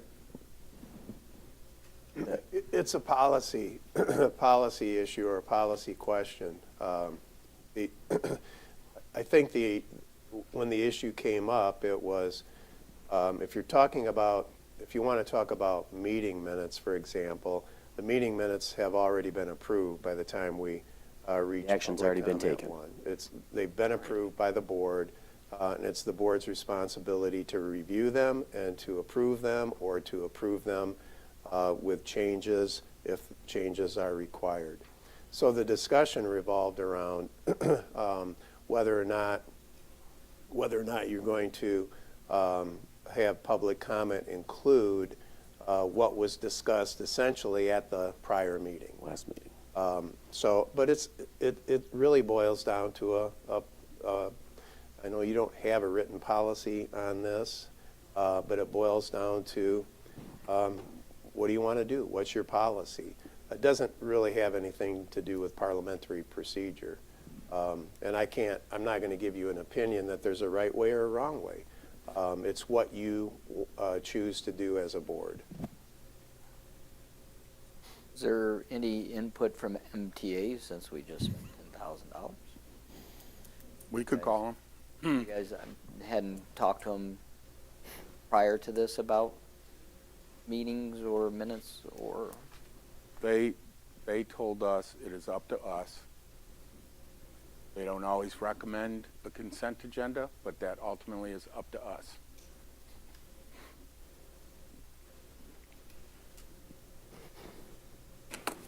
I made a motion to keep it at 4 and 2, so like, you guys have to see if there's any support and then run a vote if there is.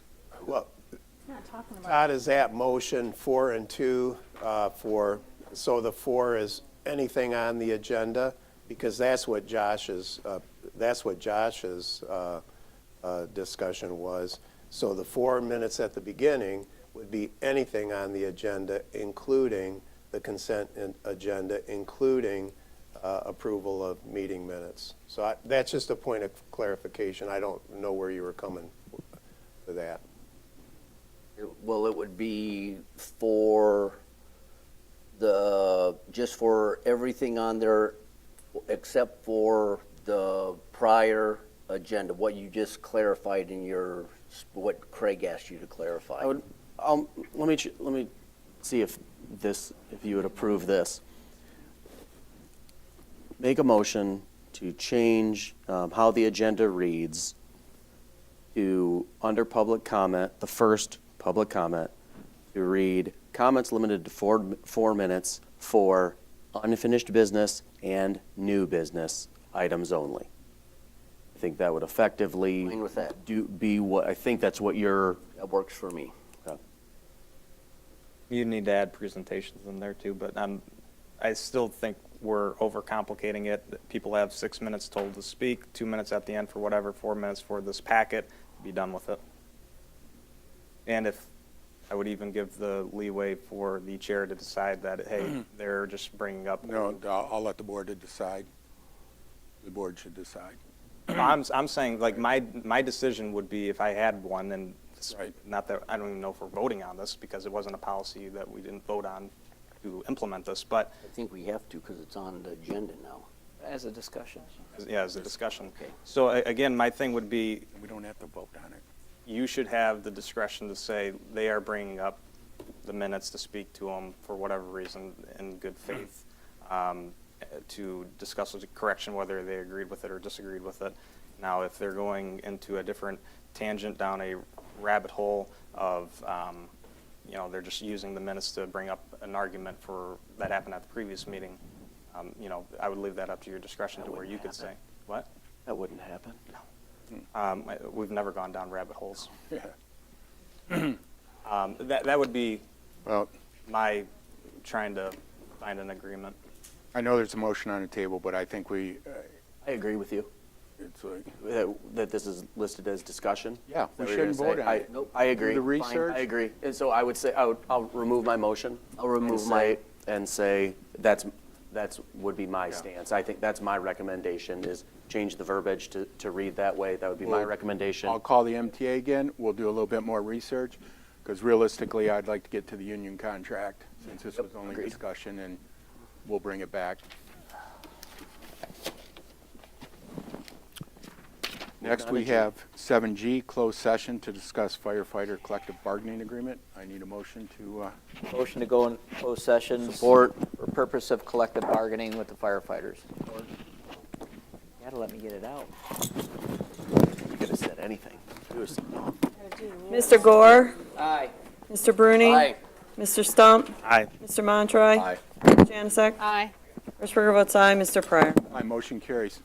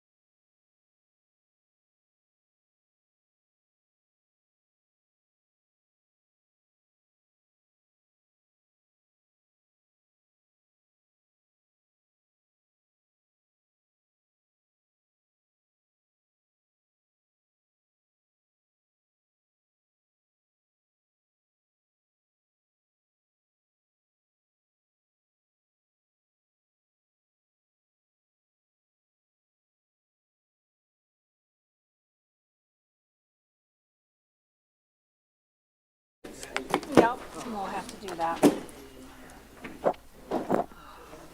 We're waiting on Al.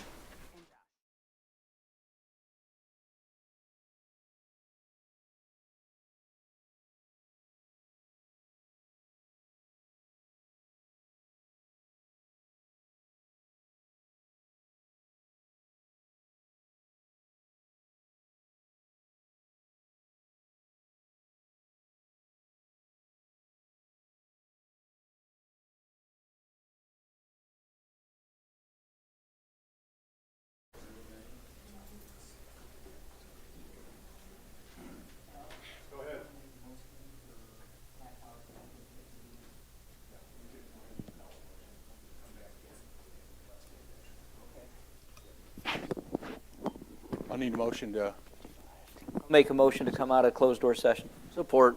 do we have support? Please take the roll, Ms. Hirschberger. Mr. Gore? Aye. Mr. Bruning? Aye. Mr. Montroy? Aye. Mr. Stump? Aye. Ms. Janusik? Aye. Hirschberger votes aye. Mr. Pryor? Aye, motion carries. Schwartz, would you Yeah. please, Stephen Schwartz again. Since 2022, the focus in labor relations and negotiating a contract is to balance what the employer, the municipality can afford, and within its budget, but paying competitive wages and benefits, so it can recruit new talent and also retain the people that are already there. It's in the short time I've represented you, it's been clear to me that you were frustrated with the process you went through. No one can wind the clock back. It's also been clear to me that you value all of your employees and you wanted to come up with a fair contract. I think we have achieved that.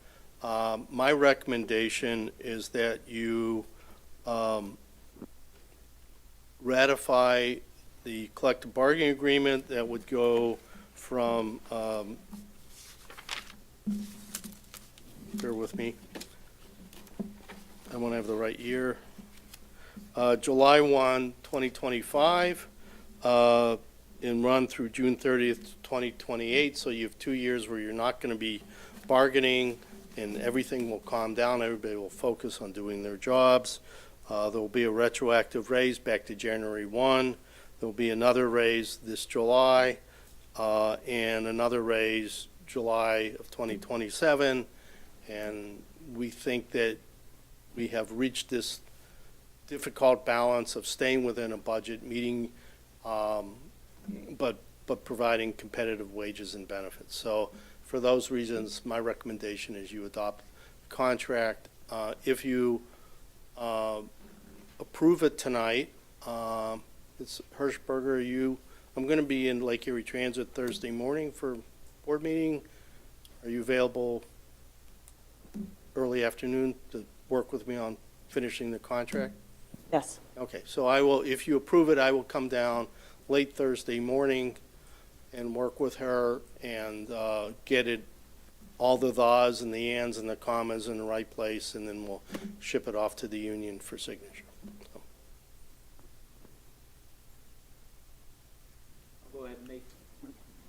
I'll go ahead and make the motion that we approve the first contract for the Bedford Fire Department's union. Support. we have support. Ms. Hirschberger, please take the roll. Mr. Gore? Aye. Mr. Bruning? Aye. Mr. Montroy? Aye. Mr. Stump? Aye. Ms. Janusik? Aye. Hirschberger votes aye. Mr. Pryor? Aye, motion carries. Thanks, Steve. Thank you. Thank you, Steve. Thanks. Hopefully I don't hit a deer on the way home, or deer doesn't hit me. Not that time of year yet.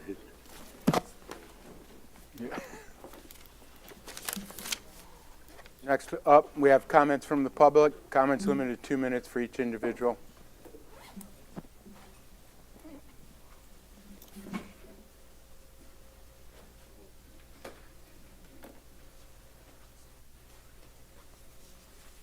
Hello, I'm Don Fritz from Temperance, and I'd like to say I think you guys are doing a great job. I say that because I may need something from you in the future, and I want you to think kindly of me. I'm with the BBA, the Bedford Business Association. We're doing the Summerfest this year. Just kind of want to give you guys an update of what we're doing. It's June 27th at Parmley Park. Everything's been coming together very nice.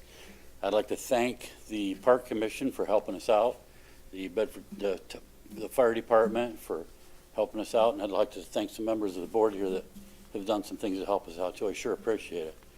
But I just want to kind of remind everybody that the Summerfest is coming up. We're trying to revive that, and I hope to see everybody there. That's all I want. Thank you.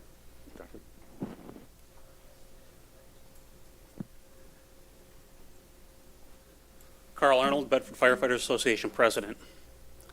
Thank you. I appreciate it. The men and women that serve this community appreciate it. And a little bit of background. My grandfather was Secretary-Treasurer of the Michigan Building Trades for decades. He worked in Lansing as a registered lobbyist in the 70s and 80s. And what he believed in wholeheartedly is party politics during election time and crossing the aisle and working both sides when elections were over. And I completely believe that we can get through this now. I hope no one here takes offense to my statements, my approach over the last few months or even the last few years. We need to get past this. We need to continue working together, and I think we can do that. So please do not take offense. It was business, and now we're back to business as usual. Thank you.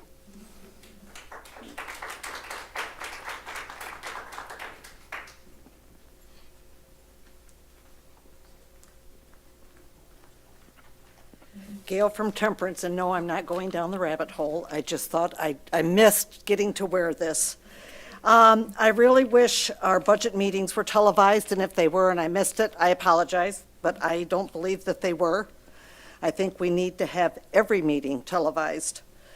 The other issue would be I am supporting Jenna Moore for the Monroe County Drain Commission position.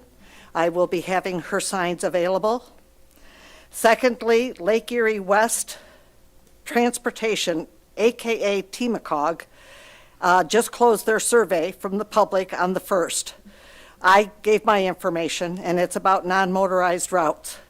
And even though they're basically in Toledo, the county does have supposedly someone sitting. I don't know that he really does a good job of it as far as representing us, but there was a lot of comments at last year's survey from the Bedford Township area. I'm also going to be sending in an itemized Freedom of Information Act, asking for a listing of all the extras that have been purchased for the maintenance building that were not under the original contract. We've had a lot of stuff that has been bought and purchased coming from this account, that account, to go to that purpose for this purpose and whatnot. And I think the people, when we're spending millions of dollars, I think we deserve to know exactly where this money is coming from that we're buying this stuff for. Other than that, I don't think I have anything more to say. And again, thank you for giving us our fire department. We need them.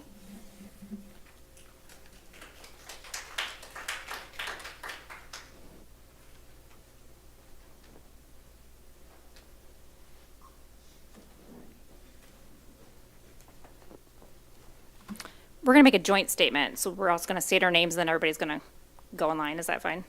For 2 minutes each? Okay. Jacqueline, you know me. Over the last year, residents have watched this board repeatedly reduce, restrict, and discourage public participation instead of strengthening it. We're here tonight because we believe Bedford Township can and should do better. We have heard repeated claims that this board has one of the most open, least restrictive public comment policies. If that is truly the board's position, then the reforms residents are requesting tonight should be easy to support. Last year, after residents began criticizing actions taken by this board, the board took away 5 minutes of public comment time and imposed restrictions on speech, banning criticism, and even the mention of board members' names. After months of public pushback, only 4 minutes of that time was restored. Right now, residents are limited to only 2 minutes of general public comment. Many neighboring communities provide more time, fewer restrictions, and more respectful participation opportunities than Bedford currently allows. In fact, several boards place no agenda restrictions on either public comment period, allowing residents to speak freely on matters important to them throughout the meeting. Residents are asking for something simple and reasonable. Restore the 1 minute of public comment time that was taken away last July and add it to the general public comment, increasing it to 3 minutes. That is not radical. That is standard practice throughout our region, and Bedford is the only one of 2 townships in the entire Monroe County that does not allow at least 3 minutes of unrestricted public comment.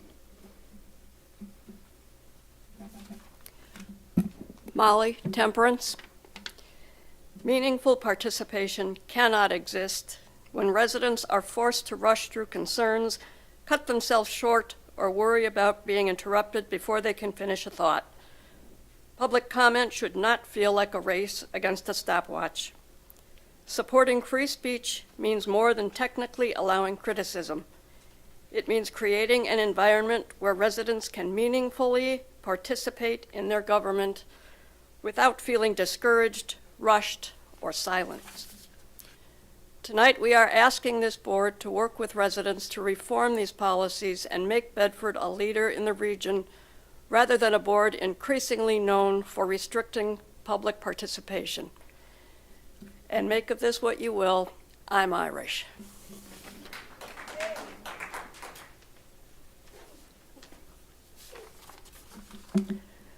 This issue is not just about time limits. It is about the relationship between this board and the people it represents. Over the last year, residents have repeatedly tried to raise concerns through public comment, emails, and requests for agenda consideration.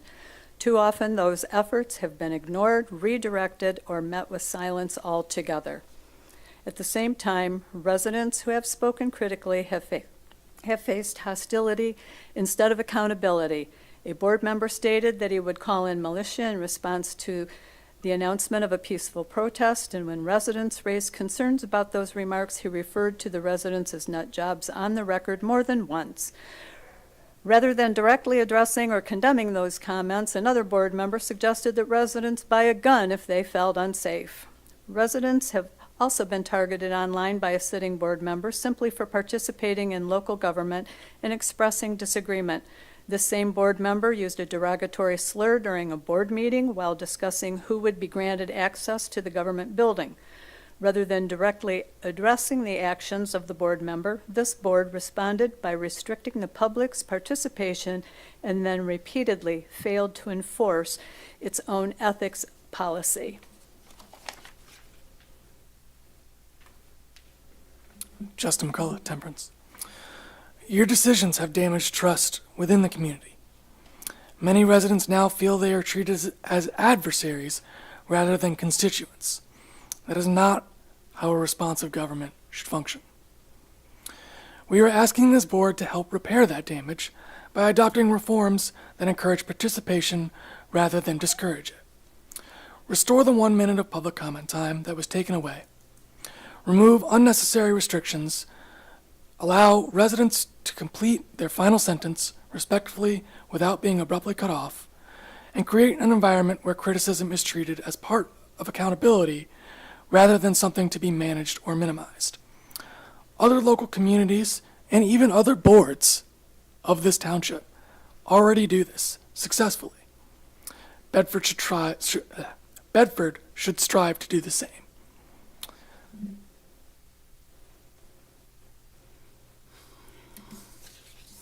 Karen Temperance. Transparency does not end when public comment is over.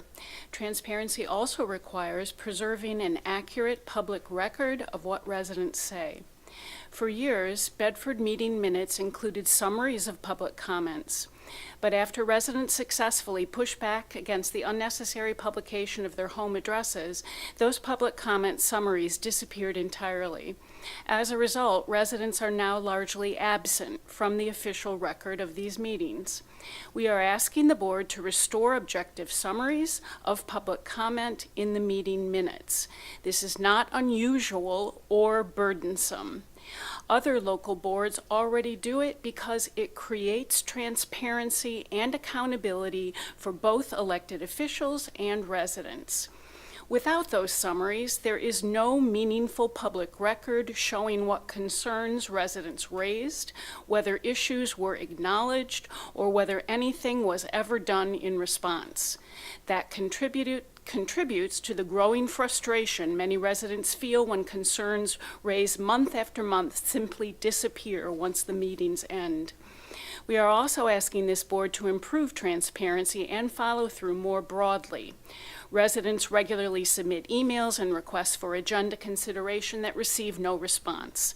If residents are limited to 2 rush minutes every 2 weeks while emails go unanswered, the issues never appear, and issues never appear on agendas, then participation becomes nearly impossible. A healthy local government should not make residents wonder whether anyone is listening. Thank you.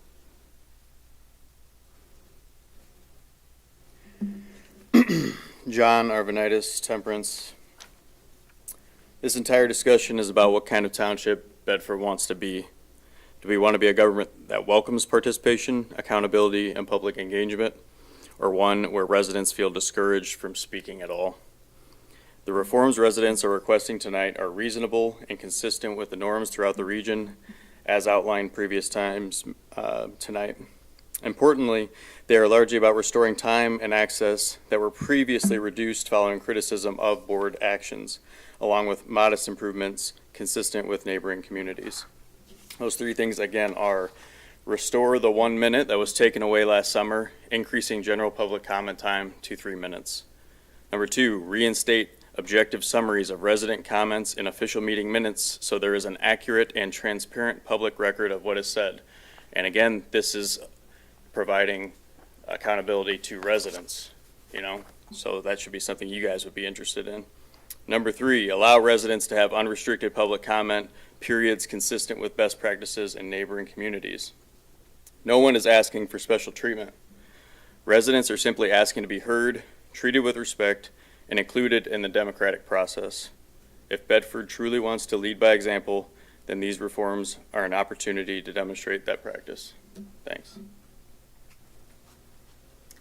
Hello, Pamela Hess, Temperance. Leadership is not measured by how effectively criticism is controlled. It is measured by whether a government is willing to listen to the people it serves, even when those conversations are difficult.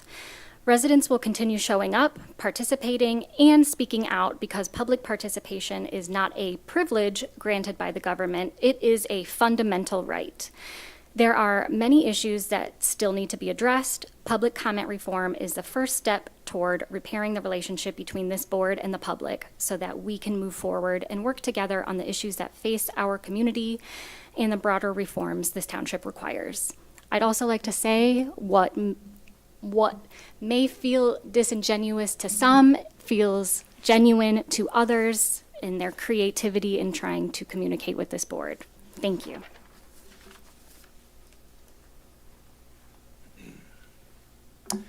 Good evening, all. My name is Blaine Schinkel. I'm a resident of Temperance, Michigan. I would just like to say this has been my first time at any one of these, and it has been a very informative experience, I think. I would just like to express my support for everything that has been said here regarding public comment reform, and I would highly urge the board to please take all that into consideration. Thank you, and good night.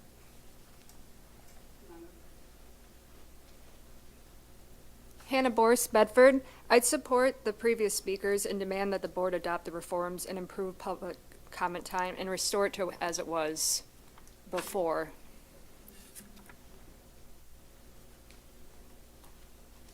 Kelly from Bedford Township. These meetings have been eye-opening to me.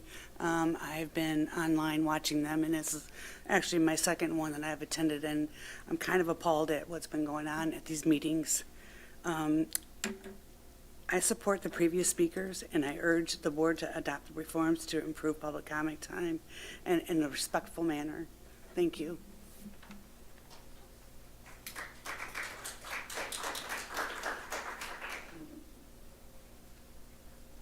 Any further comments? Seeing none, we'll be moving on. Is that going to address the data center issue? Sure. Quick? Happy to. There have been some citizen inquiries recently regarding progress made on our data center ordinance. I have been working with planning on that. We have reviewed one draft. We're working on a second draft. I am also working with some land use attorneys that I've known for 40 years and getting input from them. And it's a rapidly changing landscape. Throughout the state of Michigan, there's a lot of communities who have adopted moratorium ordinances, as Bedford Township has. And I would say that the direction that we're taking is creating an overlay district where the township can identify where any data center could possibly go, and it will be subject to special land use approval with some pretty stringent but yet enforceable standards that would have to be met for a data center to be successful in this township. So what will happen is when we're happy with a draft, it will be presented to the Planning Commission. They will have, they'll be able to conduct hearings or meetings, and eventually they will have a public hearing where comments will be taken. The ordinance will be made available.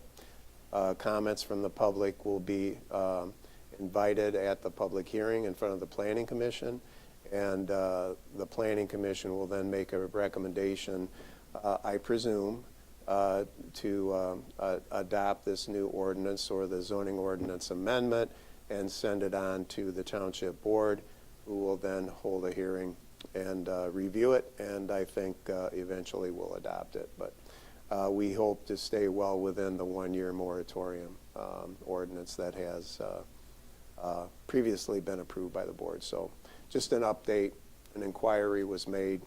Yep. So that's where we're at. Okay, thanks, Phil. Josh? Yeah, a few things. Committee of the whole meeting, I had talked about it with a few of you, doing a cow meeting on the feasibility study for the fire department and then the road safety study plan that we had. What is the process of us doing that? Does that need to go on the agenda, or is it an informal, like, hey, we're just going to set a meeting and we show up? How do we do that? Who do you want to approach that? So the supervisor can set that up. It needs to be posted just like any other meeting for us to meet. Okay. So we'll It's have to 18 send a hours. date. Yeah, but it'd have to be a date that we can all. Are we able to do both at the same time? Like one for the road safety study and then one for the fire department feasibility? You can make it the different same items. meeting. Yeah, I would think so. Just multiple agenda items. Knock it out. Yeah. Okay. All right, so we're good on that. Hope to do that as soon as possible. Another thing that we just talked about tonight, reviewing Fund 206 as soon as possible to see what we can do regarding that third ambulance and getting creative, make that happen. Other than that, I'm good to go. Rooney. Nope, everyone have a good night, good weekend. Just want to say congratulations to all the graduates out there. I think Bedford just graduated and some other schools have graduated. I wish them all the best of luck in their future endeavors, and everybody have a good evening. Come on, try. Nothing for me. It's Janusek. I, too, would like to congratulate the entire class of the 2026 from Bedford as they graduated this past Sunday, especially my twins, Brandon and Darren. Also, my department is diligently working on the 2026 summer taxes. Summer taxes will be mailed out July 1st. If you have a mailing address change or your mortgage company has changed or paid off your mortgage, please notify my office so we can get this corrected for you, so that way there is no delay in your tax bill. And have a great evening and rest of your week. Judy. Might be stepping on your No, toes, go ahead. but Go ahead. You worked with them for a long time. no, I meant something else. Oh, okay. Hazardous waste. Oh, go ahead. You can do Okay. that one. Household hazardous waste and shredding will be held on June 9th, 4 p.m. to 7 p.m. at Indian Creek Park. I also want to congratulate the graduating class of 2026, especially my grandson Gabriel. And happy 8th birthday to my grandson Landon. And on a lighter note, want to send my condolences out to Paul Francis's family. Paul had just passed away tonight. Just to add to that, Paul Francis was a good man. Shared some lunches with him, and he's probably one of the most friendliest guys I've ever met. So my condolences to Garnet and the entire family. Just a reminder, we've got over at Indian Creek this Saturday from 8 to 1, bring your junk. Stevens will be there. If you have any questions, you can call the office in terms of what they take and don't take, but they take quite a few things. So we will be doing that. There will be an opening on the Library Advisory Board. Thanks. Harry Lambers has been such a great help. I'm going to miss him. We both, yeah, him and I have worked on the construction stuff. So, Harry, you're going to be truly missed. There'll also be, I will be looking for candidates on the Planning Commission because we had a resignation there, which we'll be bringing to the board. So we'll be looking at that as well. I want to congratulate the class of 1976 because it's 50 years and some of us are still here. So with that, I'm glad we got the union contract done. Yep.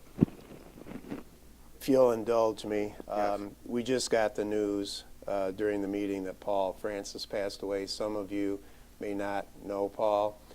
He was the township treasurer here for a number of years. He was a very talented certified public accountant and worked in that business for many years. I knew Paul since we were both little guys. He's a little older than me, was a little older than me. He was a talented musician. He was an organist at the First Baptist Church in Temperance for years, which was initially at Lewis Avenue and Temperance Road, and then moved out north to Erie and Lewis. Knew his wife, Noah's wife very well, Garnet. She was an employee here, a deputy clerk for a period of time. His children, he will be missed, and I'm just sad to hear of his passing, so I thought I'd share that with the community. I also would like to send my condolences to Paul's family. Paul was my boss for 6 years. Sorry. He was a wonderful man, very generous, very kind. He would do anything for anybody. So I send my condolences to Garnet and her family.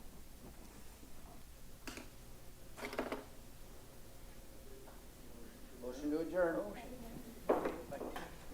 Good thing you started the meeting 2 minutes early. You landed it.